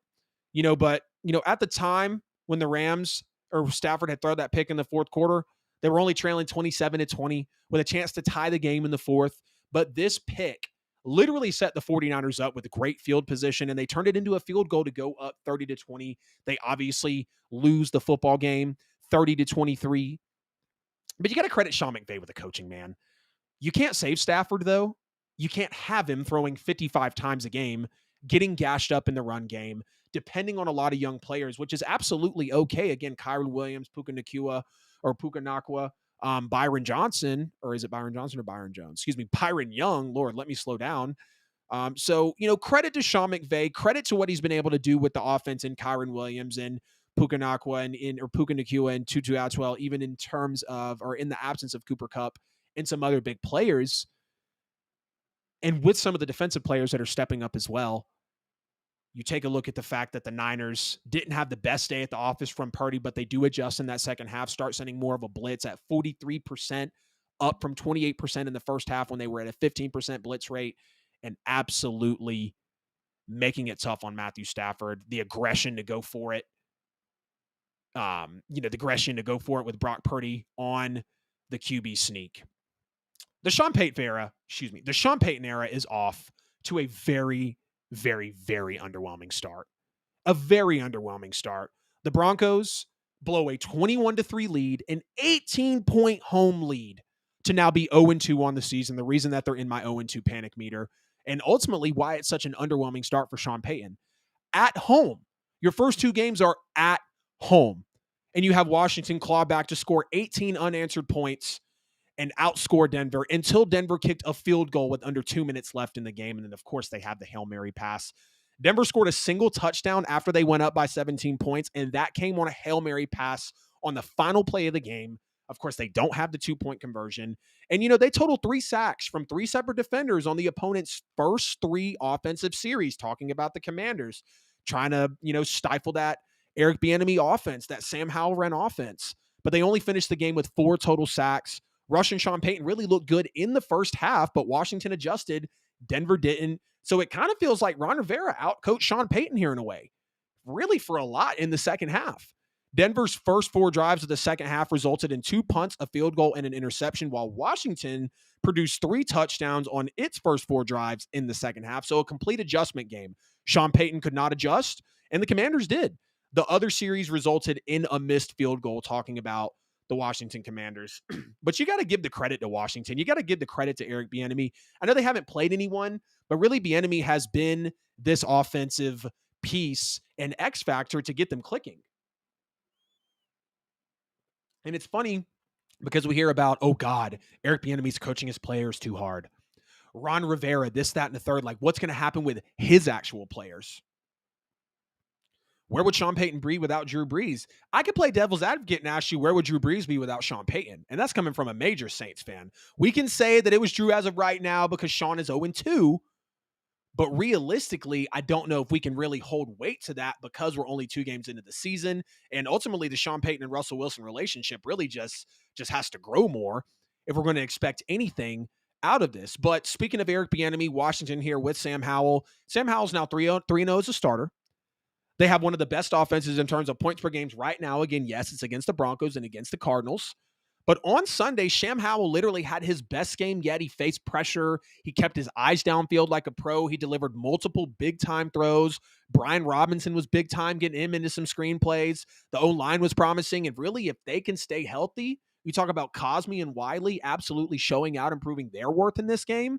Defense steps up. They sacked Russell Wilson 7 times, held him to just above 50% completion in this game. And Chase Young was absolutely back. He played a lot more than that was expected, though. He impacts the game with multiple pressures on Russell Wilson. And really on the play that kind of turned the game on its head and turned it around, you had the Jamin Davis forced fumble when he sacked Russell Wilson. It was Chase Young who got in there, forced that pressure from the pocket. He finished with 3 tackles, 1.5 sacks, and 2 quarterback hits. So just like with Chris Jones stepping back into that Chiefs defense being a vital piece, when Chase Young, the defensive rookie of the year when he was drafted, comes in and plays the way he does with a promising offense as of right now, again, they win in a shootout, 35-33. They're down by 18 points on the road to a Sean Payton and Russell Wilson-led offense, to a Sean Payton-led team. And you have the Broncos being 0-2, very underwhelming. Very, very underwhelming start. Versus the Commanders fighting with everything they got in Sam Howell, Terry McLaurin, Brian Robinson, Eric Bieniemy is the OC, Ron Rivera is a defensive-minded head coach. A defensive-minded led head coaching team right now has almost 28 points per game in the NFL. That's impressive. So I got to give credit to Washington here for what they did in this game. Sean Payton has no excuse to blow a 21-3 lead, an 18-point lead at home, give up 18 unanswered, not score a single touchdown after you go up by your 17, just to hit that Hail Mary on the final play of the game. Excuse me, you only scored that single touchdown. It was a prayer, a tip drill that Ron Rivera is probably pissed about because you're just supposed to bat that down. We saw when Georgia lost to Auburn off of the Hail Mary with Nick Marshall, if I'm not mistaken. Damn, I just threw myself back there. But y'all get in the chat, in the comments, and really y'all let me know what you think about the Broncos being 0-2, blowing this major lead to the Washington Commanders early in the season. Obviously, they're at home. The Sean Payton era not turning out very well. You have an onside kick that leads to really a touchdown that proves to be crucial in your loss to the Raiders. And then you blow an 18-point lead at home. Russell Wilson looks good in the first half. He really did. Russell Wilson looked very solid in the first half. Couple of passing touchdowns. He had Marvin Mims out there, possibly trying to compensate for Jerry Jeudy and Cortland Sutton. And Sean Payton cannot get this team where he needs them to be, at least for right now in September football. We know September and October football kind of fool's gold. We'll talk about after week 4, in a couple shows of who were the actual contenders and pretenders in this league based off what we've seen and based off record. And I don't know if the Denver Broncos are going to be there right now. You don't want to continue to see this dink and dunk that Sean Payton had in his days with the New Orleans Saints toward the later tenure, take a year off, and then feels like he can't capitalize with this loaded roster. And really with Russell Wilson, y'all don't want to say that the roster is loaded, but I look at both sides of the ball, and they've got talent everywhere. Randy Gregory, Patrick Surtain, obviously Russell Wilson, Jerry Jeudy, getting a little bit of Adam Troutman, not calling him crazy talented, but Sean Payton knows how to get players onto his team. He knows how to draft. We saw what he did with the New Orleans Saints. And it's a very, very alarming thing here to know that Sean Payton in 2 home games is now 0-2, losing to a bad Raiders team who just got blown out by the Bills by 28, and a Commanders team with nobody having expectations. But the Commanders are 2-0. I got to give them credit. They sack Russell Wilson 7 times. They get a very key strip sack on him. So you don't like to see the Commanders, or from a Broncos perspective, you don't want to lose 35-33 in a shootout at home. And again, a 21-3 lead and you lose 35-33. You get outscored 32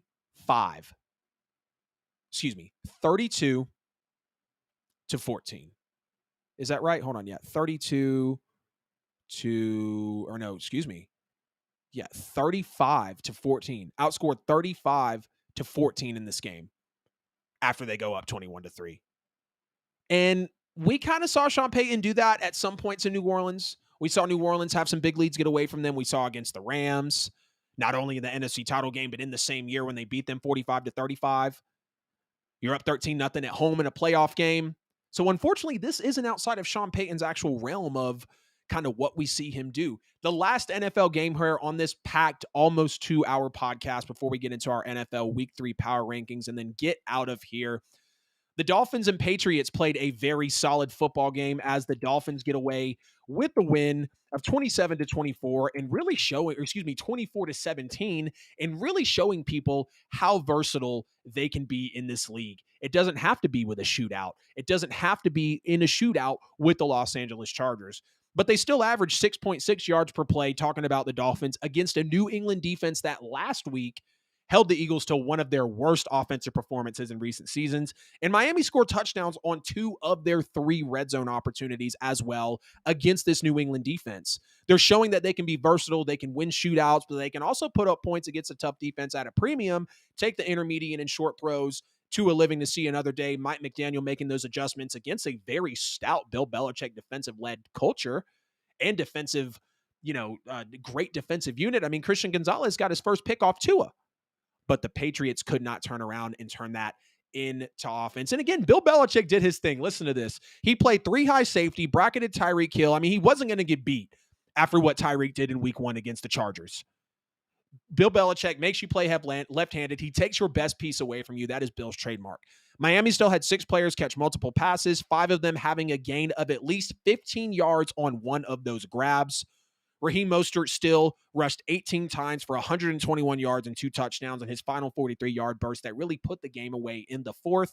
And Tua showed that he can live on the short and intermediate throws. You go look at his passing chart. Not a lot of deep shots. Not a lot of deep plays. That 3 high safety, I'll get to it in a second with the Patriots, was the most that was ever played since the stat was tracked in 2006. Bill Belichick doesn't give a damn about trends and stats and numbers. If that's what he's got to do to take it away from you and win the game, he is absolutely going to do that. No question about it. To his passing chart, a lot of short and intermediate stuff outside the numbers over in the middle of the field. He wasn't throwing on that 3 high safety look. He was not getting beat. Bill was not getting beat by Jalen Waddle and Tua. It just wasn't happening. And the Dolphins actually held the run game in check. Ramondre Stevenson, Ezekiel Elliott, those guys struggled on 20 carries for 63 yards combined. You got Bradley Chubb forcing an early fumble, and then you've even got X Howard as well, picking off Mac Jones at the end of the 3rd quarter. Lord.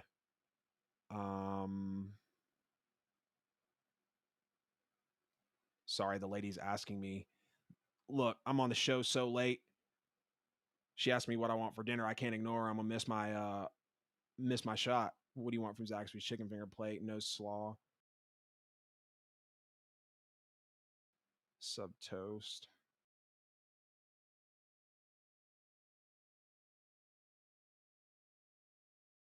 I'll be like, yeah, I know. Bill, I told you I was going to be off by 9. She already typing again, like, what you want? You didn't see it. That's where I'm heading. I don't want to cook. No, I don't blame you. All right, y'all. Sorry. Had to get the order placed here on episode 41 so we can continue to have an episode 42. See what she said. She's going to laugh at me when she looks back on the show and be like, wow, you were literally texting me your order on the show. But the Dolphins had the run game in check. Ramondre Stevenson, Ezekiel Elliott, 20 carries on 63 yards. Bradley Chubb had that early forced fumble. X Howard picked off Mac. Ended that 3rd quarter drive where the Patriots really had a chance to get into the league. X Howard coming in with the clutch interception. Just wait until Jalen Ramsey is really back with this defense. And this might, and now that's not going to be till December, but that's going to be an even scarier thing to see, knowing that Jalen Ramsey will be back with this defense and honestly might make them even more lethal than they already were before. Miami won the turnover battle despite the time of possession being even and 3rd down. New England was 7 for 15, 4 sacks on the night. That was that Vic Fangio defense. That was that Vic Fangio defense that dialed up those those blitzes with Bradley Chubb and Christian Wilkins against the Chargers when Brandon Staley got out coached and Justin Herbert goes down on later drives in the game so the Dolphins can win the shootout. That's that Vic Fangio defense literally on display. And that was a great hire for them. We know Sean Payton wanted them. We know a lot of teams in the league wanted Vic Fangio as their offensive coordinator. And Vic Fangio is providing it time and time again. And again, just wait until Jalen Ramsey is back. Splash plays for the Dolphins. You got Jalen Waddle on a 32-yard catch, Raheem Mostert on a 43-yard run, River Craycraft on a 22-yard pass. The Dolphins had 5 different receivers with at least one catch that gained more yards than the Patriots' longest gain of the night. I'll read that again. The Dolphins had 5 different receivers with at least one catch, at least one, that had more yards gained than the longest yard gain for the Patriots in the entire game. Spreading the ball out, run after the catch with the Dolphins, and the Patriots need to be able to move the football. When you force a turnover on Tua with one of your best defensive players as a rookie in Christian Gonzalez, you got to start making things happen. But, just some takeaways from the Patriots here. So New England held Miami's offense really mostly in check throughout the first quarter of this game. And of course, some of that was, the Dolphins only did run one drive through the first quarter, which was 13 plays to go 81 yards. They only get a field goal out of it. But the Patriots really developed kind of a unique defense designed to limit that Miami passing attack that exploded literally for 17 plays of at least 15 yards in the season opener, which is the most in any NFL game in 11 years since 2012. The Patriots had a defense that limited 17 plays by the Dolphins last week against the Chargers. The Dolphins had 17 plays of 15 more yards, of at least 15 yards. There had never been more in any NFL game since 2012. So what New England did was they had a 3-deep structure utilizing a ton of backed up safeties on the 40. What they did, I'm just making sure I got some things lined up here, guys. New England's solution was a 3-deep structure utilizing a trio of backed up safeties on 40 of the 61 offensive snaps that the Dolphins had. That was the most in a game since at least 2006 when the metrics were first tracked. Nobody played more 3-high safety than Bill Belichick in this game against the Dolphins because he was committed to making them play left-handed. You're not going to get Tyreek Hill or Jalen Waddle over me. I'm going to bracket them. I'm going to keep that backside of the field hooked up, absolutely on lock, so you can focus on those short and intermediate throws. You're going to have to beat us short and get some yards after the catch, which really, the Dolphins were able to do in this football game. But credit to that Patriots defense, again, for what they were able to do. But they did as well as they could. The offense didn't capitalize on that blocked field goal or the Tua interception. And they're 0-2 for the first time since 2001. And this is why I had the Patriots only winning 5 games this year. They're outmatched in a lot of places talent-wise on the offensive side of the ball. The offensive line is all out of sorts, especially at the right tackle position right now. And the Dolphins started piling up those quarterback pressures in the second half, with the Patriots being in obvious passing situations. They try to mount a comeback here. Mac Jones was under pressure on 30.4% of his dropbacks in this game, sacked 4 times. And when you drop back 104 times in the first 2 weeks of the season, like Philadelphia and Miami are going to see that.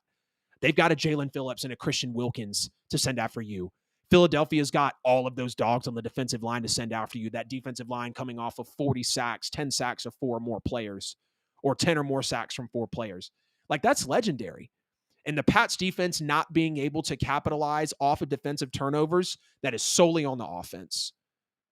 Bill Belichick's defense did as much as they could. The defense did as much as they could. Bill's control went as far as it could in this game. And a lot like the Steelers, the Patriots offense was the reason that they weren't able to make things happen. So shout out to the Dolphins for playing versatile. Shout out to them for really making things happen on the road against a Patriots team where they had their best player taken away from them in terms of how the defensive scheme was. They pound the football well. They take what's given to them. And Tua has another nice day at the office as they win 24-17. Let's go ahead and get into the NFL Week 3 power rankings, as I am officially about to hit a 2-hour podcast here on the show. NFL Week 3 power rankings as we head in. The top 6 stay the same. San Francisco wins in the divisional game on the road to, I guess, a decent team, right? The Rams are a team that is playing above expectations this year, and it's a divisional matchup. And with how the top 6 played out, Philadelphia wins close on the road, to a decent team in the Minnesota Vikings. Yes, they are 0-2. Number 3 is Kansas City. They win close on the road to a good team in the Jacksonville Jaguars. No explanation there. Baltimore wins close on the road to a decent team despite being injury riddled. Maybe we can view the Bengals as a bad team right now. I don't really know if they're bad, but they are at least a decent team at this point, not elite because of how they're playing in the year. Jacksonville loses close at home to the Super Bowl champ, so I'm not going to drop them from 5. Dallas stays in at 6. They win at home to an Aaron Rodgers-less Jets, 30-10. They're winning the season, 70-10 overall. And, I could obviously move Dallas up above Jacksonville. And maybe I would realistically, obviously it's not here on the graphic, but if Dallas and Jacksonville played with the way Jacksonville has been through the first two games of the year, not being that great defensively, like Dallas might beat Jacksonville. So I guess I'll put Dallas at 5, Jacksonville at 6. Number 7, I have the Miami Dolphins. We just talked about them. When you play as versatile as you did, when you play as, really left-handed as you had to, with not a big one from Tyreek and not a major one from Jalen Waddle, but you still take the short and intermediate. You take what the defense is giving you against that elite Bill Belichick defense. Miami deserves their spot here at, Lord, let me see. I'm over here looking at my notes when I can really just see it right here. So Miami at number 7. New Orleans is going to jump in at number 8. Of course, they win that close game on the road to essentially kind of a bad Panthers team, but it is a decent defense. It is a divisional game nonetheless. And, New Orleans is 2-0. They need to work out the offense, but I think when Kamara comes back, it could be one of the pop, not as much of a pop gun offense, be one of those that actually goes for bigger plays and really feels well about it. I have us over Buffalo because I think if we did play Buffalo, Josh Allen melts in week 1, yes, in a very emotional game, but against an elite Jets defense. And the Saints have an elite defense as well. Seattle's going to jump in at number 10. We got a shakeup here in the bottom 6 of it as the Chargers, the Broncos, and the Bengals fall out. I almost wanted Minnesota to drop out as well. But week 1, okay, we'll take that L you drop. But week 2, you're losing to the Super Bowl runner-ups. So I'm not going to necessarily bag on you for that when, that's just who you played. And you lose 34-28 again in a one-score game, to where you, after turning the ball over 4 times, wanted to see more from Philadelphia, and they still obviously didn't do, their thing. You could argue that Philadelphia could be pushed up to 1 because of them playing, I guess, a tougher team in Minnesota versus the Los Angeles Rams. But however you want to mix it up, these are accurate, obviously, for the most part. But yes, Seattle coming in at number 10. When you beat the Lions, who are, a good team in the league right now, having the Lions below them at number 11. They were in my rankings last week. The Lions are at number 9. They fall to number 11 here in the rankings. You have Minnesota. Yes, Minnesota possibly should have fallen out. But again, when you lose to the Super Bowl champs, I'm not necessarily going to bag on you for losing in a close game. Yes, you do play badly and turn the football over plenty of times, but you still hang in there. You still play a good game against the Super Bowl runner-ups in the Philadelphia Eagles. The Chargers, I didn't drop the Chargers out. The Chargers could have been a team that dropped out, but when you lose in a shootout to the Dolphins, who are a top team in this league, and you lose to a defensive you lose to a decent defense in this league, decent defensive team at that, a good, well-coached team in Mike Vrabel. Yes, you're 0-2, but I believe the Chargers are better than what their record is reflecting, because, of course, they could have won both football games. I'm not yes, your defense looked bad against Miami, and Brandon Staley is kind of being questioned here. I don't know. Maybe I get a little nervous when I'm doing my power ranks on the show because they're just so tedious, right? I'm like, damn, can I put this team here? Can I move this team there? Going to have the Los Angeles Chargers at number 13. I'm giving them a little bit of grace. Washington sneaks in at the 14 spot, being 2-0. Put Dallas number 1. That's fair. San Francisco number 6. That's fair. I wouldn't argue with that. I really don't think I could put San Fran below Philadelphia and Kansas City, though, if I'm just being honest. So I probably would have to stand put with my rankings here. Thank you so much, Steve, for watching the entire show, man. I really appreciate you sticking in on literally the longest podcast that I've had solo. Even when I did Petty Sports, a couple years back, I did a 2-hour show on my birthday and felt like the big dog there.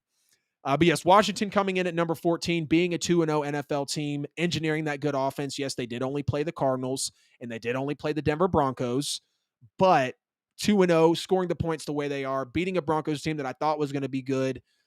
I mean, when you look at, who else are you going to put in? You're going to put in Cincinnati? No, they've played horribly. You're going to put in Cleveland? No, they haven't played well. You're going to put in Pittsburgh? No, they haven't played super well. Let me look at some of my teams on the outside. The Rams, 1-1. Tennessee, they could kind of make a run for it, right?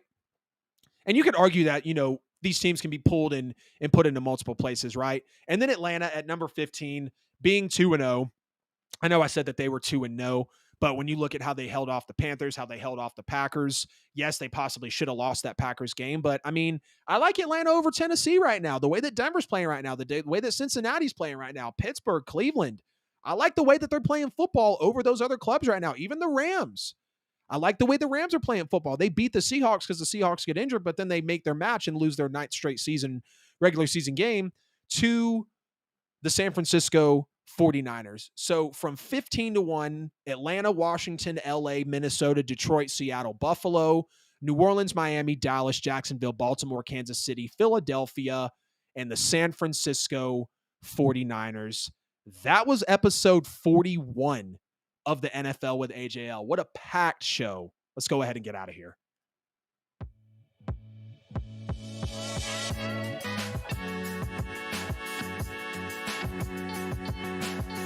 I have to start putting myself on a time crunch.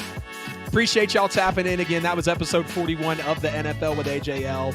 I appreciate everyone tapping into the show tonight. Steve, Darby, the Sports Dude Hines Show, Chris G. Great to see everybody in the chat. Definitely some of the most action we've had in the chat in a very long time. As always, y'all make sure to like the stream before we get out of here tonight. Share the stream wherever you might be at. Subscribe on YouTube. As always, y'all are crushing it for me on social media at the NFL with AJL on all social media platforms. The QR code will give you every bit of social media and podcast content. We crushed it with 11 games reviewed this week, 4 college football games, 7 NFL games. I gave you my power rankings. The most loaded podcast I've ever put out. 2 hours and just about 8 minutes, episode 41 of the NFL with AJL. I appreciate everybody tuning in. You could have been any other show in the world tonight, but you're tapped in right here with me. Episode 42 coming on Friday. Clearly, we're going to have to scale back some of these Tuesday shows. Not include most of the games. Not include some of the games that maybe weren't as much of a puller. I wanted Chargers Titans to be on here. I think I even had another game or two, Seahawks Lions, that I wanted to talk about as well. I couldn't do this without you guys. This is my blood, sweat, tears, heart, and passion poured into this show. It is me, all me, from the moment news breaks to the moment you guys see the show to the moment it's put out on social media platforms. I love you, I need you, and I'll see you in episode